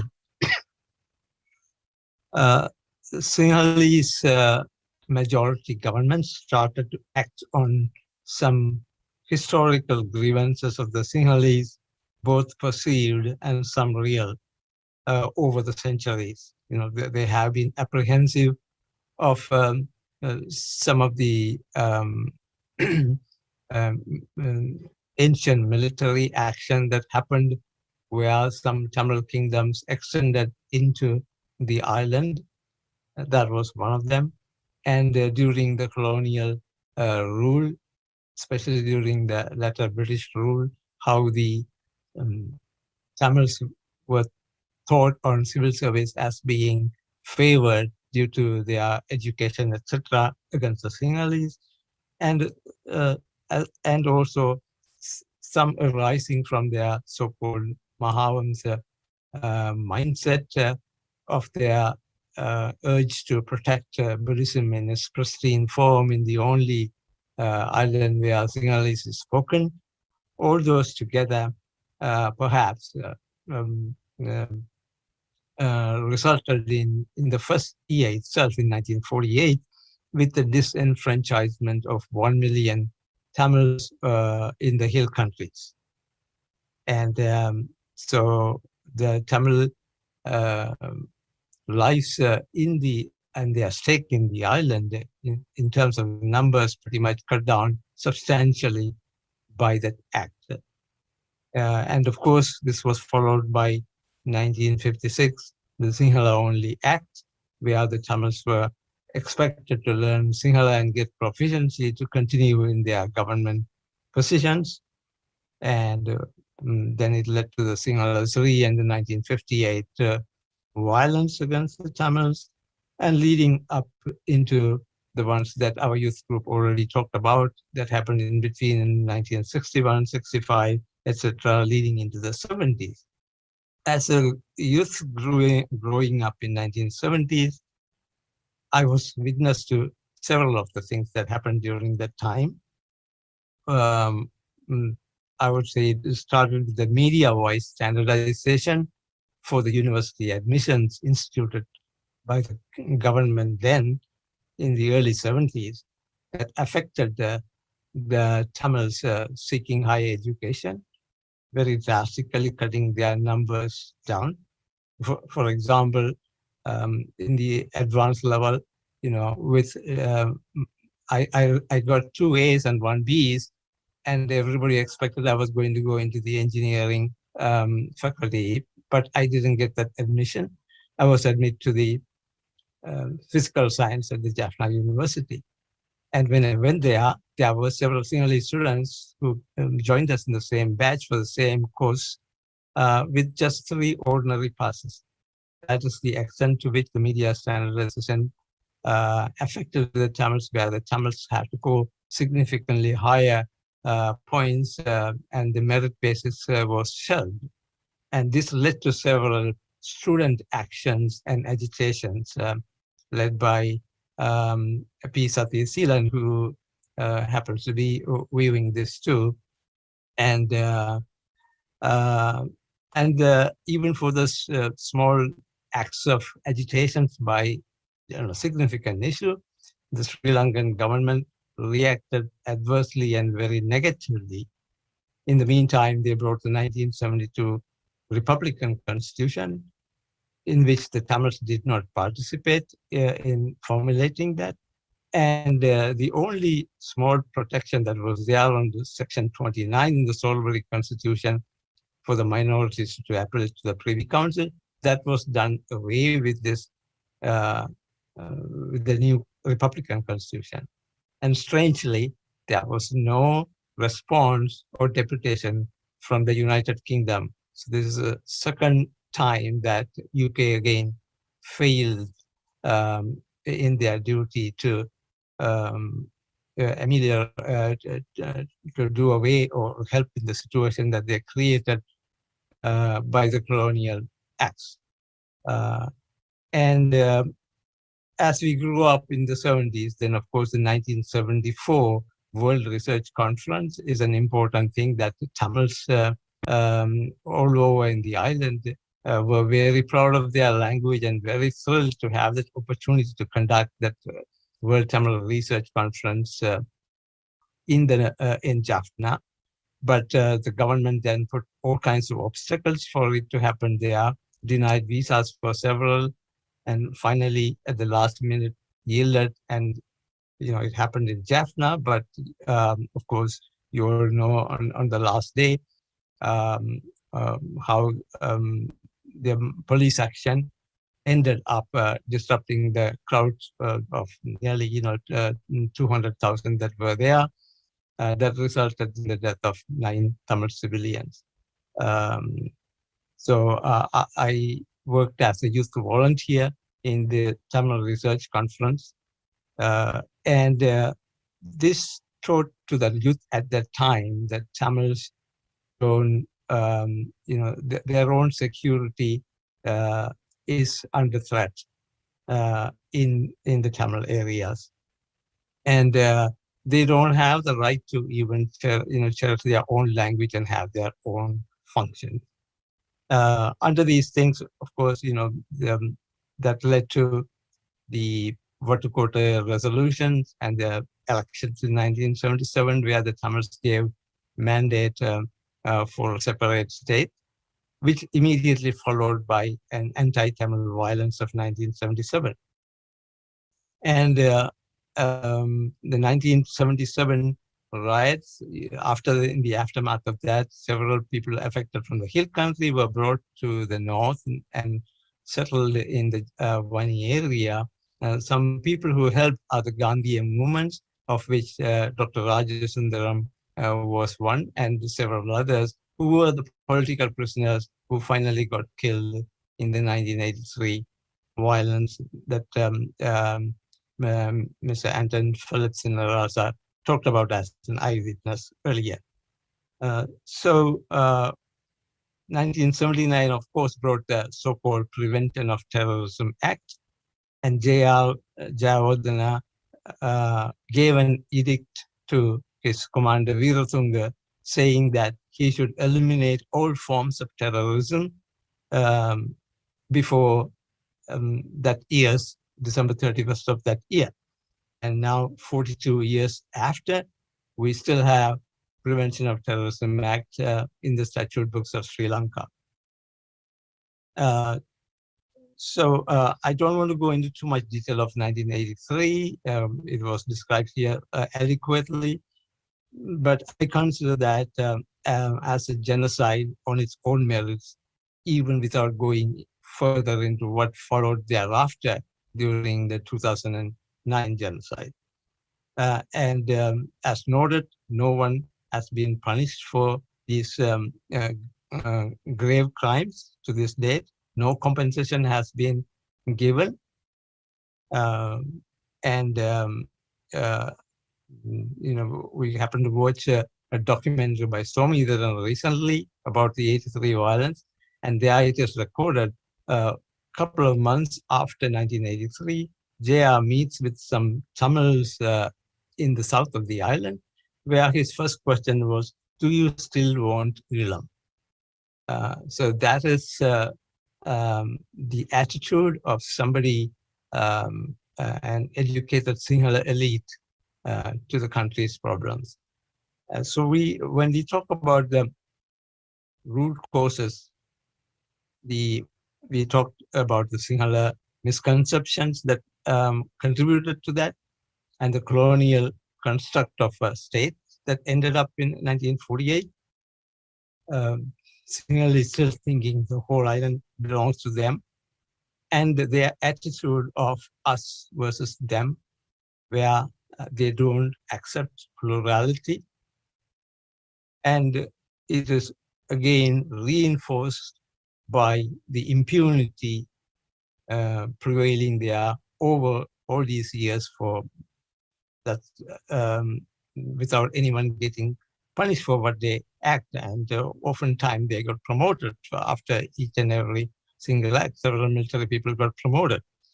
And also it is coupled with the judicial impotence prevailing there, where Tamils cannot expect any justice through the local courts. So from there, just moving on to thinking of solutions, how do you reverse the situation? To have a plural society in the whole island, the Sinhala perceptions should change. But when will that happen? And are the Tamils supposed to sit and wait for it to happen? This reminds me of a situation decades ago when Lech Walesa, the former president of Poland, while he was agitating through trade union action in that largely Catholic country under communist rule, he was asked, why can't you wait for the church to bring about these changes there that you are seeking? For which Lech Walesa replied, yes, you can wait, but you know church makes mistakes and takes like 500 years to correct them or to acknowledge them. We cannot wait that long. And he continued with his trade union action, resulting in new government forming and a democratic leadership emanating from that country. So like that, we know there are Sinhalese civil societies who have the right outlook, want to have accommodation with the Tamils, but they are very few in number, and we cannot simply sit and wait for that to happen. So what path are we left with? We obviously, it was already talked about and touched by the British MPs, Honorable Stephen Timms and Sir Red Devi adequately. That is on the accountability issues, where a substantial resolution with some teeth was brought this year in March in the Human Rights Council. So the accountability is a primary thing that we should be working towards. That can also lead to a political solution, but they don't have to be one follows the other, and we need to work for both simultaneously to happen. So to this effort, I think we should support and encourage India and the United States and any other world powers to also simultaneously lead actions toward a political solution, regardless of whatever the government sitting there in Colombo. And this parallel path in which the UN Human Rights Council and the UN and the International Criminal Court deal with the accountability, the diaspora should act with responsibility to advance both goals simultaneously through their advocacy. Thank you. Thank you, Dr. Elias, for that detailed account on root causes of conflicts. Up next, we have our special guest, Mayor Patrick Brown from Canada. Mayor Patrick Brown is the current mayor of the city of Brompton. He started his political career in the Barrie City Council in the early 2000s. He is also a lawyer and has practiced law in the city of Brompton. He continues to fight for more funding for better healthcare, transit, affordable housing, and education.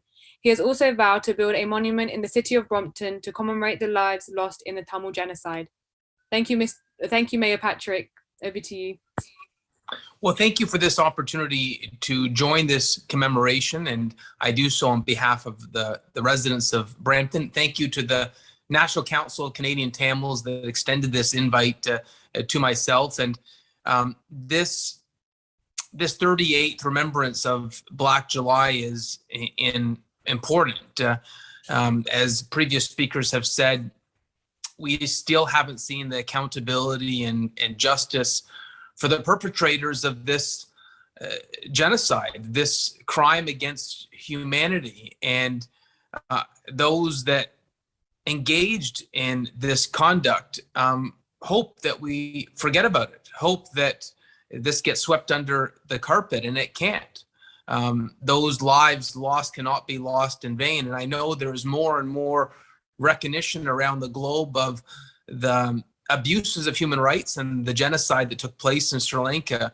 But I believe it's the responsibility of democracies across the world to continue to speak up against the fact that this is a stain on human history, that just like we saw, whether it was in Rwanda or Nazi Germany, when there is targeted attacks against people, it goes against the love that humanity should be about. And it pains me. The more I learn, the more I read, the more I hear about the Tamil genocide. When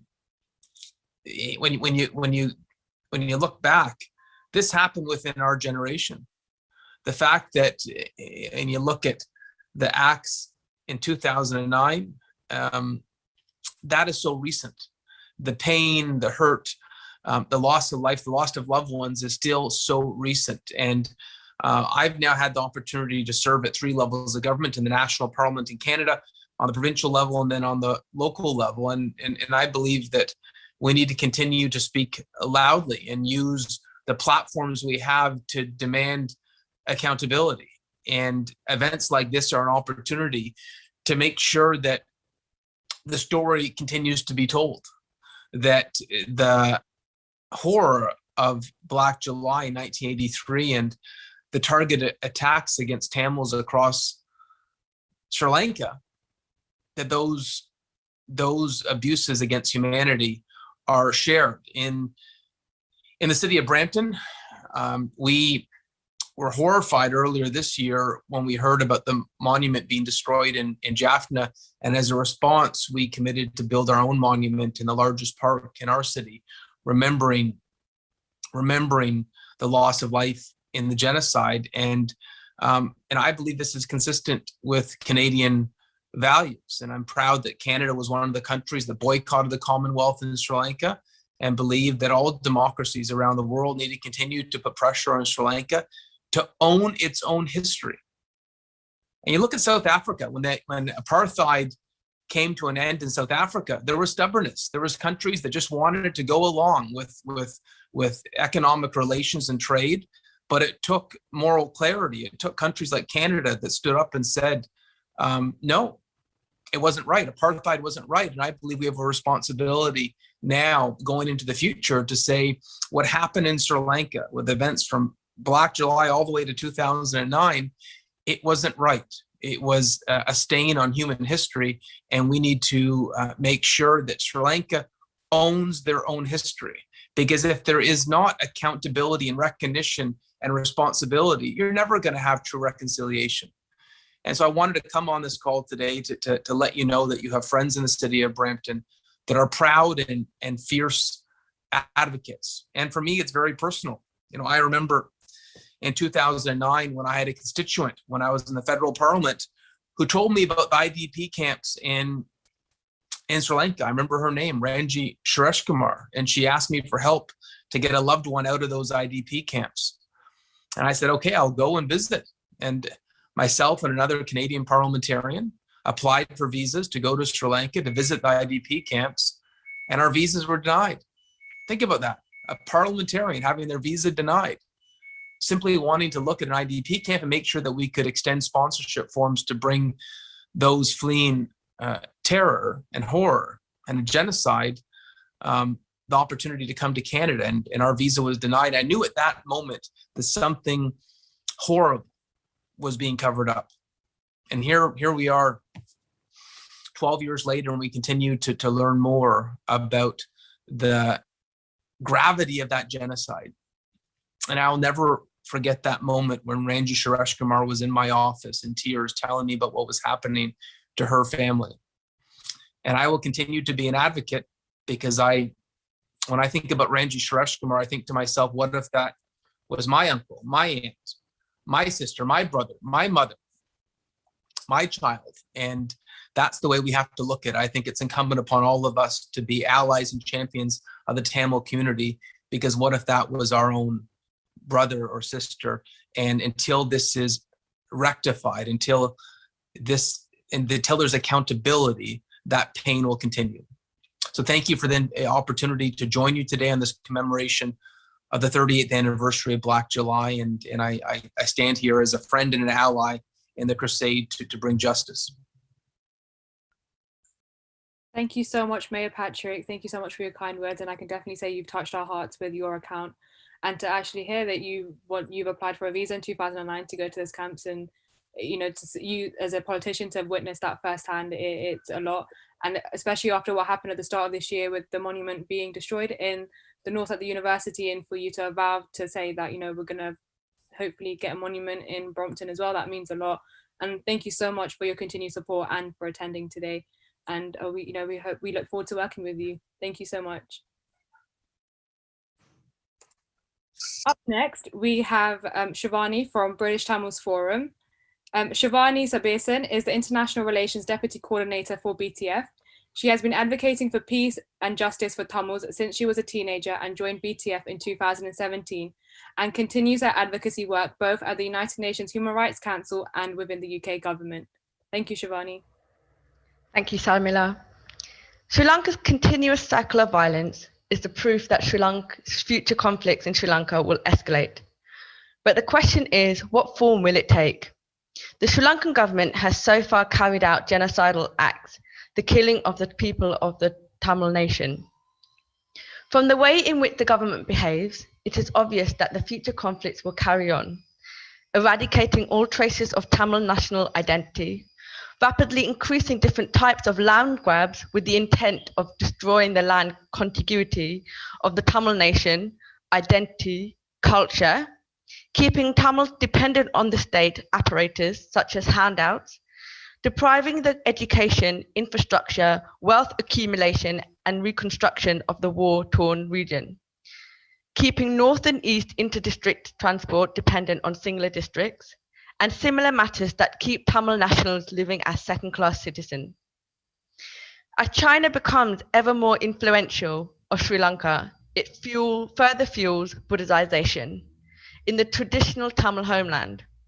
Religious hatred against all religions that aren't Buddhist, not in particular Hindus, Christians, and Muslims, is increasing across the island. Chinese influence takes many forms in Sri Lanka, such as occupying land and sea, Colombo port city related issues, debt crisis, security threats, freedom of navigation, abrogation of the Indo-Lanka Pact and replaced by China-Lanka Pact, leading to the possibility of the arrival of a small unit of Chinese defense personnel under the pretext of safeguarding economic interests. Sri Lanka has very much returned to the past. Abduction, tortures, and enforced disappearances are a threat Tamils face daily, living their life in fear of the Sri Lankan government, its military and police force. Despite the Sri Lankan government making many international commitments to repeal the Prevention of Terrorism Act, it continues to abuse its power and make arrests under these laws. As Sri Lanka is well into the process of becoming an autocratic military state that is mono-religious, monolinguistic, and mono-ethnic, it sets the precedent for future conflicts.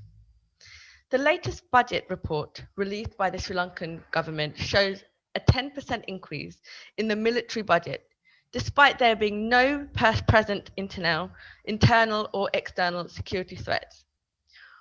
All these factors in a war-torn country with no justice or accountability for the victims who continue to be oppressed is a formula for future conflicts, which the Sri Lankan government is knowingly orchestrating.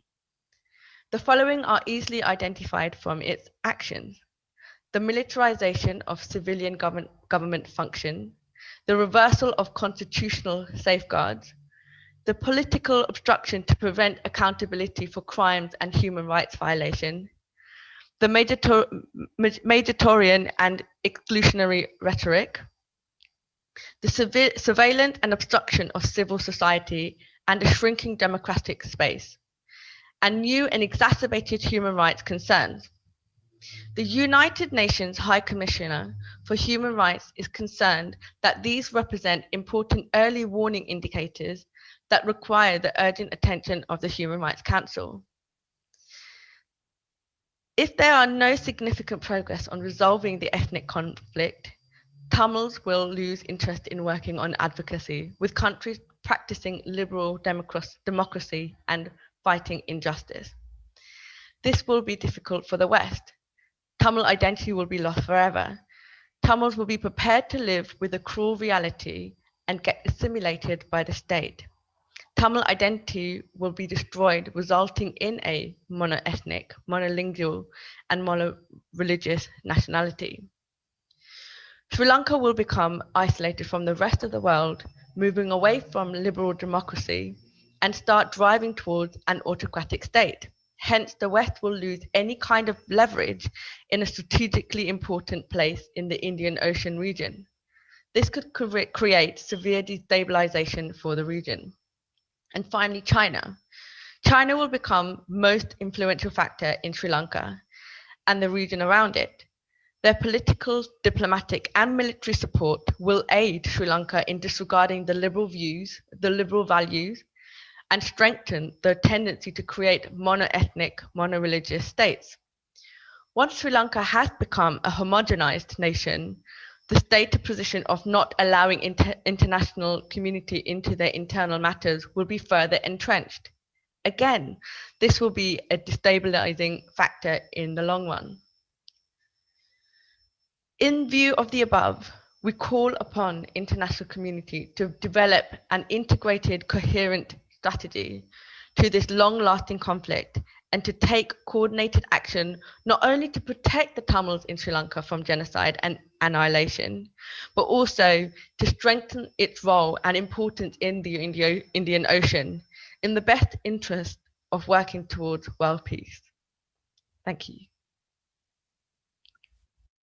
Thank you, Shivani, for that detailed presentation on future conflicts, because as we know, future conflicts are definitely going to be taking place. And with China's influence rapidly increasing in Sri Lanka, we don't really know what kind of threats await. So thank you for that.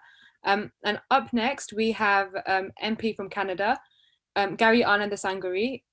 Mr. Gary is a Tamil Canadian lawyer and a human rights activist. He is currently a member of the Canadian Parliament. Mr. Gary.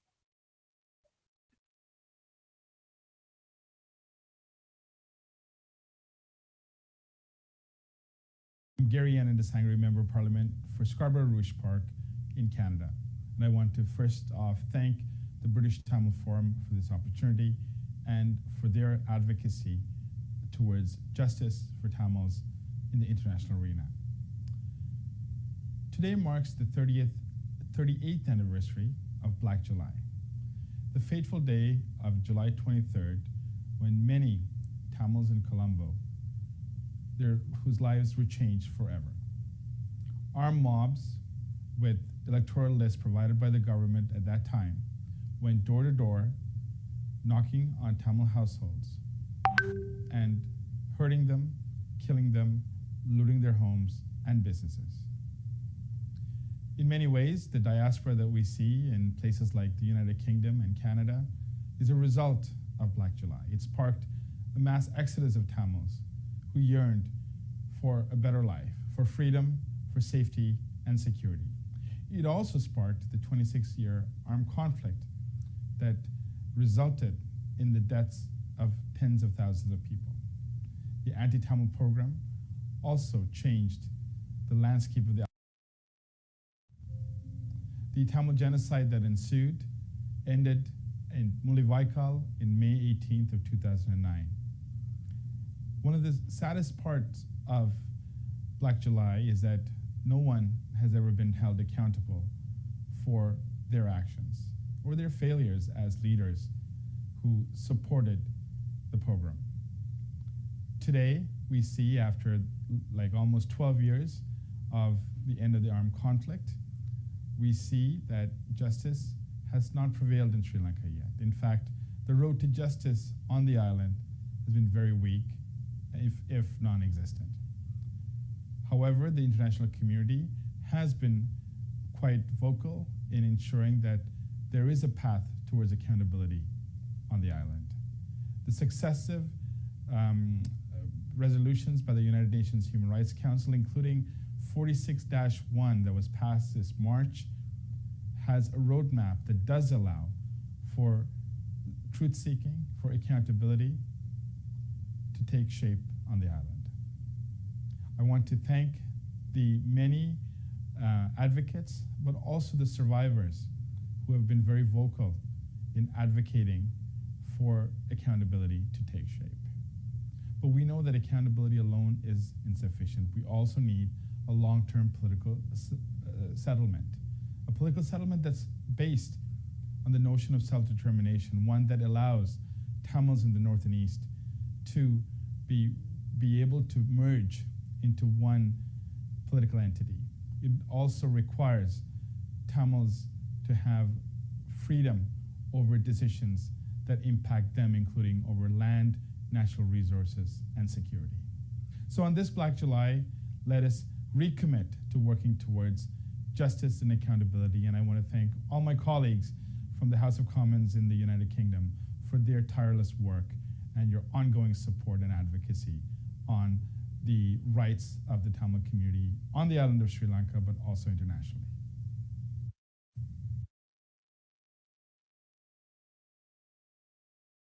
Thank you for Mr. Gary for sending that video across. Up next, we have Human Rights Watch. Meenakshi Gunanglia is South Asia Director at Human Rights Watch. Prior to joining Human Rights Watch in 2004, before joining Human Rights Watch in 2004, she worked as South Asia correspondent for Time magazine. She has closely followed Tamil rights issue in Sri Lanka for several decades in her work, first as a journalist and later as a human rights activist. Meenakshi from Human Rights Watch.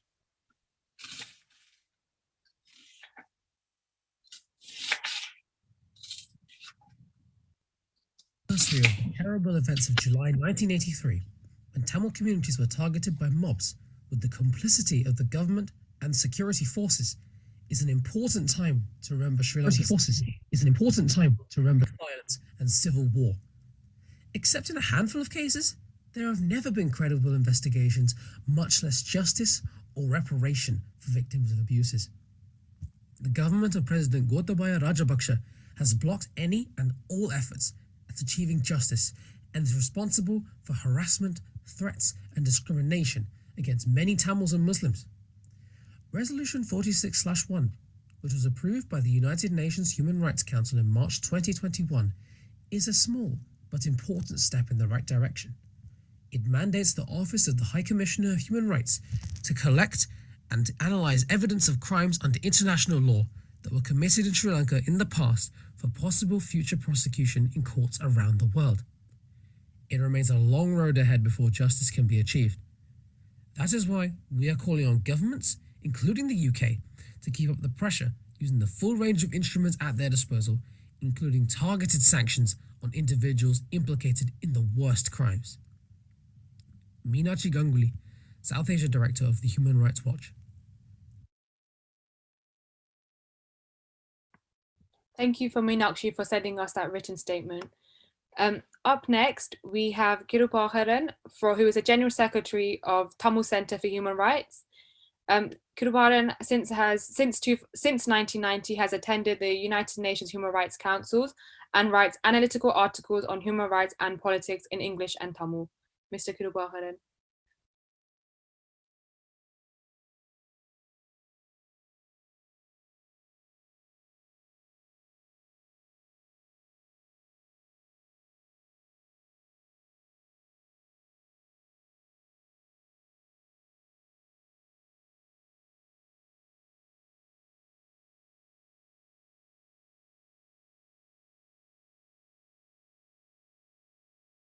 Mr. Kirubaharan, are you here?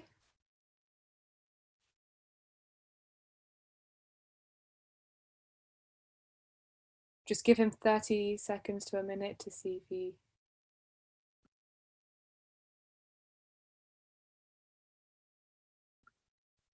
We're just going to move on to the next speaker whilst we confirm. Up next from the Norwegian Council of Ulam Tamils, principal naval engineer and Ulam political activist since 1997, Stephen Pushparaja.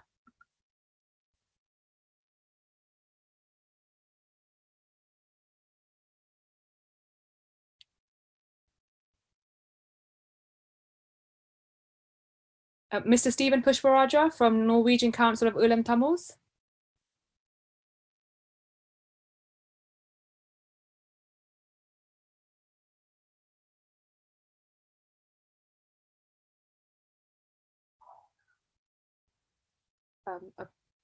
Apologies, we're just going to move on to the next speaker. From MTE France, spokesperson La Nation du Tamil Ulam, or Center for the Protection of Tamil Rights.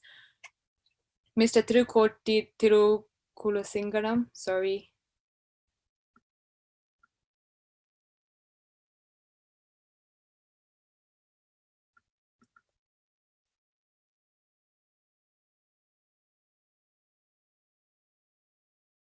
MTE France.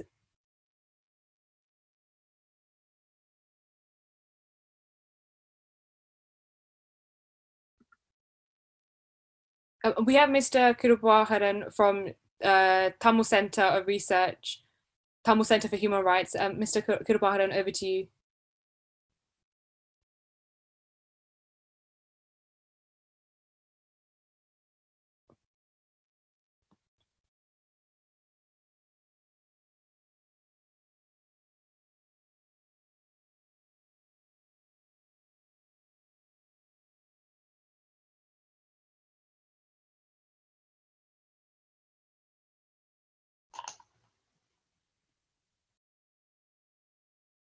Apologies for the delay. He should be joining us very shortly.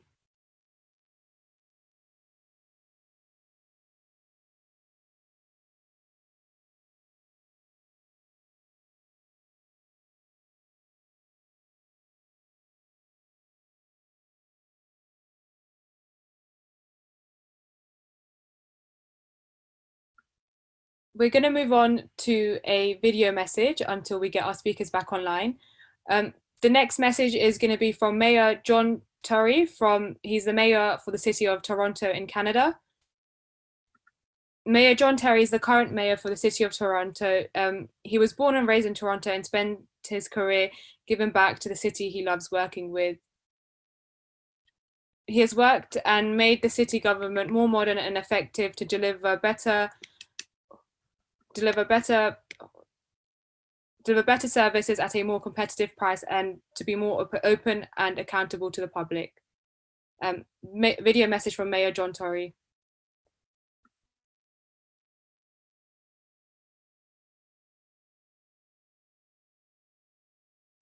Vanakkam. Hello, Mayor John Tory here, extending thanks to the National Council of Canadian Tamils for the invitation to speak in recognition of the 38th year of remembrance of Black July. Black July represents a dark chapter in the history of the Tamil people, with the events of July 23, 1983, leading to senseless violence and damaging riots sparked by anti-Tamil rhetoric that grew rampant in Sri Lanka. Black July, in fact, pushed many Tamils out of Sri Lanka in search of safety and refuge around the world. Many of those who were impacted set down roots right here in Toronto to rebuild their lives. And of course, you, the members of the Tamil community, have become pillars in our community in every single area of life without exception. And the Tamil Canadian community today plays such a vital role in the success of our city, making contributions to our city's political, business, social, and cultural fabric, just to name a few. The vibrant heritage and the beautiful traditions add to the tapestry of our city, and we're better for all of that. And so as we reflect on Black July, we're reminded of the painful and tragic past of so many in our Tamil community and people who didn't make it here. But it's crucial that we take that reflection seriously so as not to repeat history, so as that we never again allow divisiveness and polarization to reach that kind of dangerous stage. And that is why I, as mayor, along with the City Council and Toronto at large, the entire population of Toronto, stand in firm solidarity with the city's Tamil community to find the accountability and justice locally and globally in particular. That search for justice and accountability in Sri Lanka continues. The Tamil community is resilient, it's adaptable, it's strong. We must support you and condemn hatred, especially as we recognize and remember the traumatic days of Black July and those days that followed for many people seeking justice and accountability in Sri Lanka. Thank you.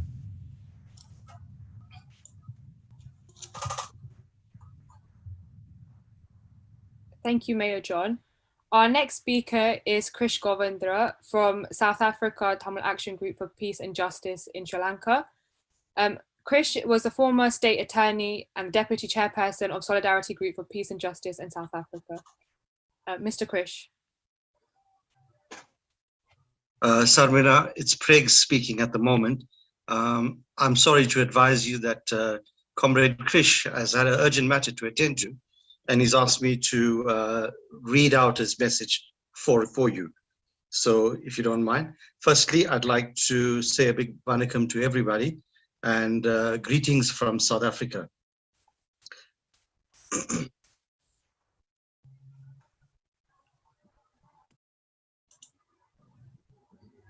The Solidarity Group, wishes everybody on this occasion of commemorating this solemn occasion of the 1983 attacks on the Tamil population in Elam, the killings and the destruction of the property and businesses of Tamils by the racist elements of the Sinhalese population as promoted by the government on the island is a fresh reminder of the ongoing struggle for justice for all the people, especially the minorities in Sri Lanka. No amount of petitions and campaigns for justice through international agencies like the United Nations or via any right-thinking government in the world has led to a single perpetrator of gross violations of human rights, war crimes, and genocide by the Sri Lankan government, its army, clergy, and racist supporters ever being arrested anywhere in the world. 1 or 2 persons on the island were arrested and convicted of minor transgressions and received a slap on the wrist. This direct and structural violence against the Tamil and other minorities continues with impunity on the island.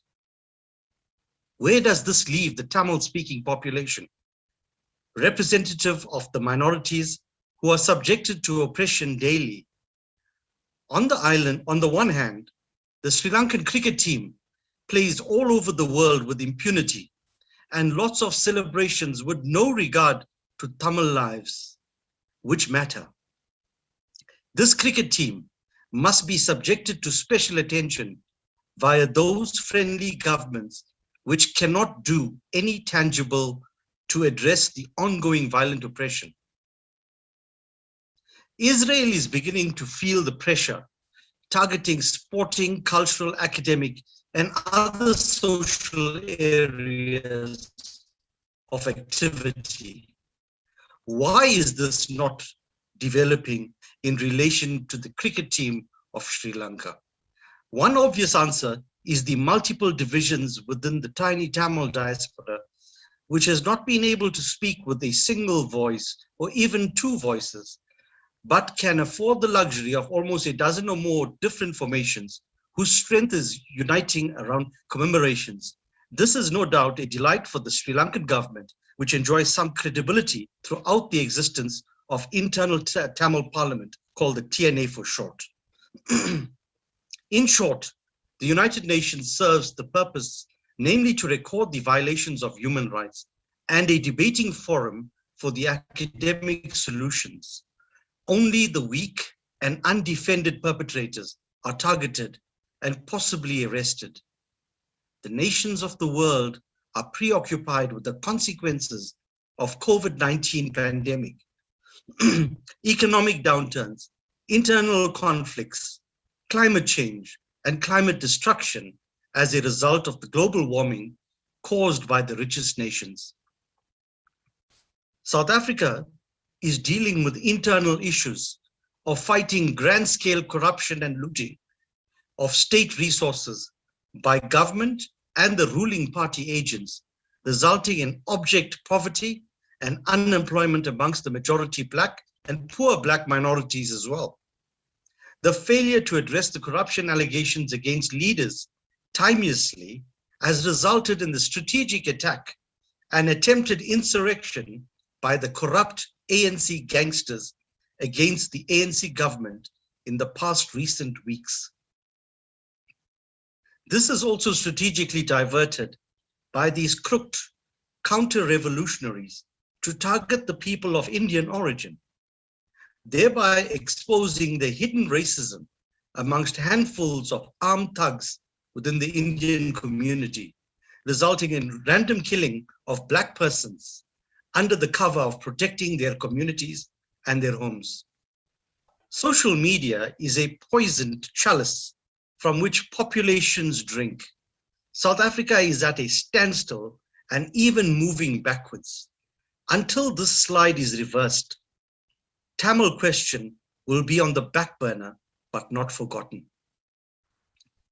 One can only hope that the unity amongst the diaspora of Tamils will emerge as a miracle in order to tackle the regime in Sri Lanka.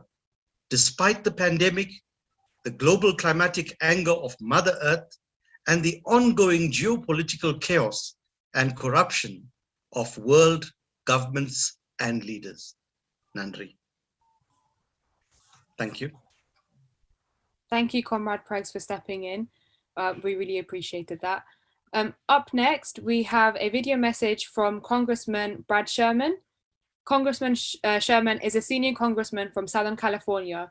He is currently a senior member of the House of Foreign Affairs Committee and leads a subcommittee on Asia. He also serves in the important financial services and science, space, and technology committees. He is also a member of the Congressional Caucus for Ethnic and Religious Freedom in Sri Lanka.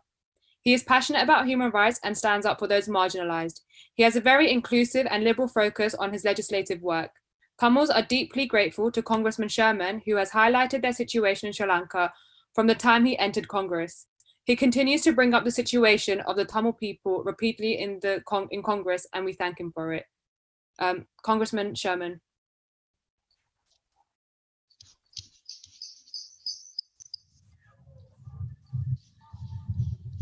Well, I'm Congressman Brad Sherman from America's best named city, Sherman Oaks.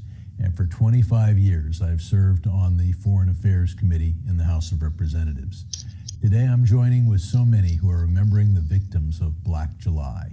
On July 23rd, 1983, some 38 years ago, horrific violence was directed at the ethnic Tamil community in Sri Lanka.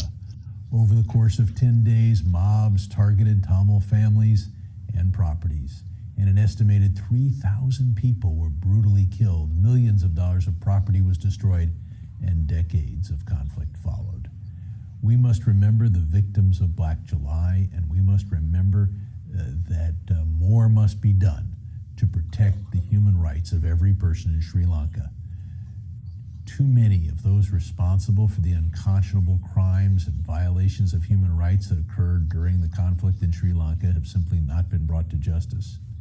In May of this year, I joined with a number of my colleagues here in the United States Congress in introducing House Resolution 413, which honors the lives of those lost in the war in Sri Lanka and expresses support for justice, accountability, reconciliation, reconstruction, reparation, and reform in Sri Lanka. It has been over a decade since the war ended, and the people of Sri Lanka deserve a lasting, peaceful political solution and a prosperous future. I'm Congressman Brad Sherman. Well, I'm Congressman. We sincerely appreciate that video from Congressman Sherman. He has been a long-standing supporter in the States advocating for Tamils' rights. Up next, we have UK MP Frayal Clark. Frayal Clark is the Labour MP for Enfield North and has been an MP continuously since 12th December 2019. And she currently holds the role as the opposition whip. Video message from Frayal Clark MP.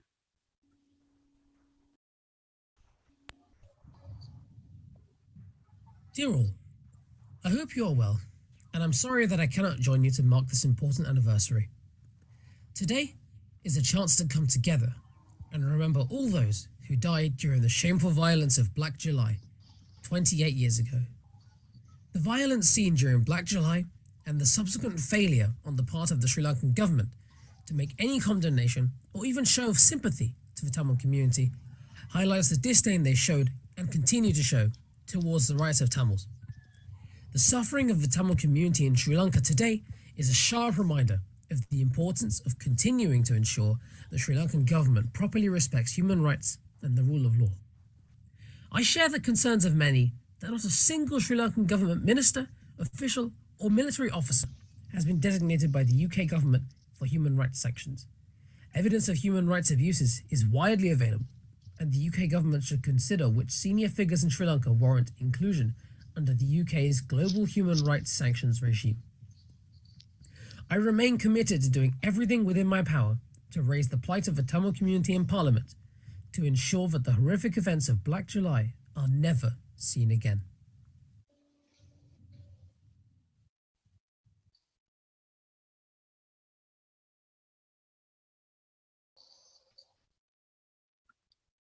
Thank you for Fario Clark's message.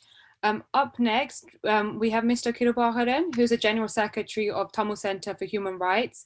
Since 1990, he has attended the United Nations Human Rights Councils and writes analytical articles on human rights and politics in English and Tamil. Mr. Kirupakaran. Thank you, Shamla. Sorry about the inconvenience. There was a technical problem with my computer. Good evening, everyone. First of all, let me thank BTF and all other coordinating organizations for giving me an opportunity to speak in this event, the 38th commemoration of July 83. The anti-Tamil program of 1983, known as Black July, was part of the Sinhala Buddhist state-sponsored genocide against the Tamils in the island. Even though this was the worst anti-Tamil program in Sri Lanka, it was not the first and not the last carried out against the Tamil.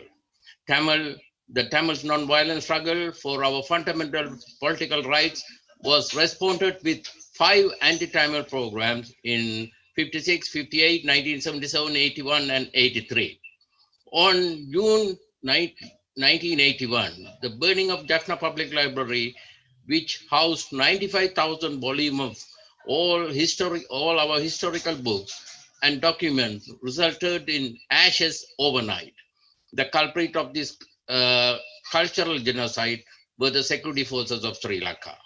Between 1983 and 2009 May, in other words, during the armed struggle, hundreds of massacres, killing and rapes have taken place, eventually ending up with genocide in Mullawaikal on 19 May 2009. In fact, the genocide of the Tamils in the island of Sri Lanka started after the independence was granted by the British in 1948. The war forced on the Tamil people in the north and east and other part of the island caused tremendous damage economically, socially, and as well as politically to the Tamils. Today, nearly 1 million of Tamils from Sri Lanka have sought protection in various countries in the West and other part of the world. Ladies and gentlemen, to be frank, the international community, intergovernmental institutions and NGOs, namely Amnesty International, Human Rights Watch, International Crisis Group, International Commission of Juries, International Truth and Justice Project, and many other organizations are doing their maximum to find justice for the victims who are suffered abuse of human rights, crimes against humanity, war crimes, and other horrendous inhuman violations committed by Sri Lanka. Also, some like-minded, courageous individuals have contributed and continuing their task to find justice for the victims in Sri Lanka. Of course, the UN Human Rights Council, the High Commissioner for Human Rights, Michelle Bartlett, and other UN stake and mandate holders are working hard to find justice for what happened to the victim for many decades in Sri Lanka. With everyone's effort, sacrifices, and hard work, the UNHCR has passed 2 important resolutions in March 2014 and and also March 2021. These resolutions on finding justice and accountability and reconciliation. India made a statement in the 46th session, said the unity and stability and territorial integrity of Sri Lanka and equality of justice, dignity for Tamils were neither or choices. For India, it is asked Sri Lanka to take the necessary steps to meet the Tamil aspiration through the process of reconciliation and full implementation of 13th Amendment. On 18/2021, European Parliament passed a resolution calling Sri Lanka to repeal the abusive and draconian PTA and also precondition for GSP review of Sri Lanka, which will take place in November 2021. And retreating the European Union, strong opposition to the death penalty and various other matters in Sri Lanka. At the same time, on 28 May 2000, a resolution was introduced in the US Congress that urged the international community to advance for a protect and political rights and representation of the historical and oppressed northeastern region of Sri Lanka and work towards a permanent political solution to address the underlying issues that led to ethnic conflict. And also there are two other important things in the resolution which was placed in the US Congress. Ladies and gentlemen, however, since the end of the war in May 2009, the Sri Lankan government, which is smart enough in buying time and space, creating delaying tactics for 12 years, managed the effort to find justice by the international community. This includes the outcome of their own investigations and commitments. Rather than finding a political and amicable path on accountability and reconciliation, the singular Buddhist government found the cunning and undiplomatic part of becoming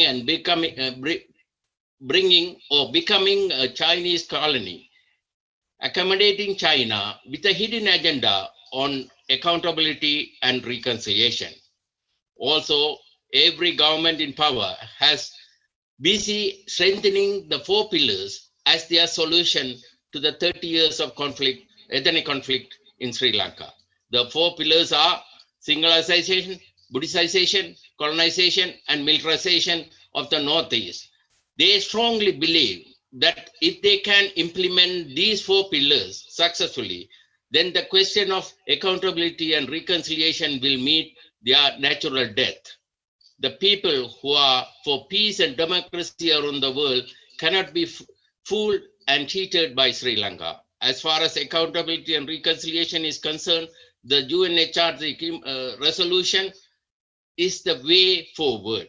The resolution insists on the Northern Eastern Provincial Council being able to operate effectively in accordance with the 13th Amendment to the Constitution of Sri Lanka.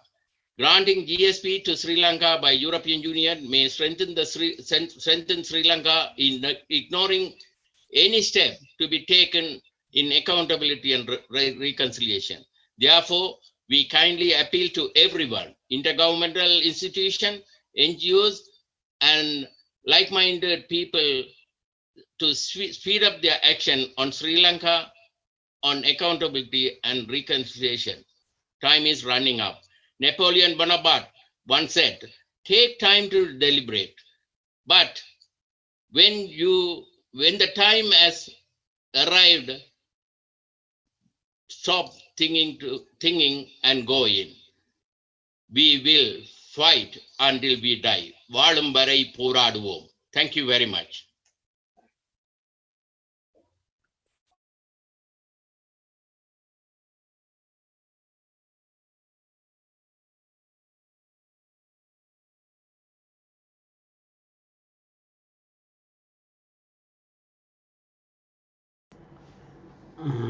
Thank you. இவ்வளோ நேரம் இந்த நிகழ்ச்சியை கேட்டுக்கொண்டிருந்த அத்தனை பேருக்கும் இன அழிப்பு சம்பந்தமான விஷயங்களை பேசிக்கொண்டிருந்தோம். இப்போது இந்த நிகழ்ச்சியை முடிவு கொண்டு வருகின்றோம். இனி திங்கட்கிழமை தமிழர் பண்பாடு பற்றிய நிகழ்ச்சியுடன் சந்திக்கும் வரை வணக்கம் கூறி விடைபெறுகின்றோம். தமிழரின் தாகம் தமிழீழ தாயகம். மிக்க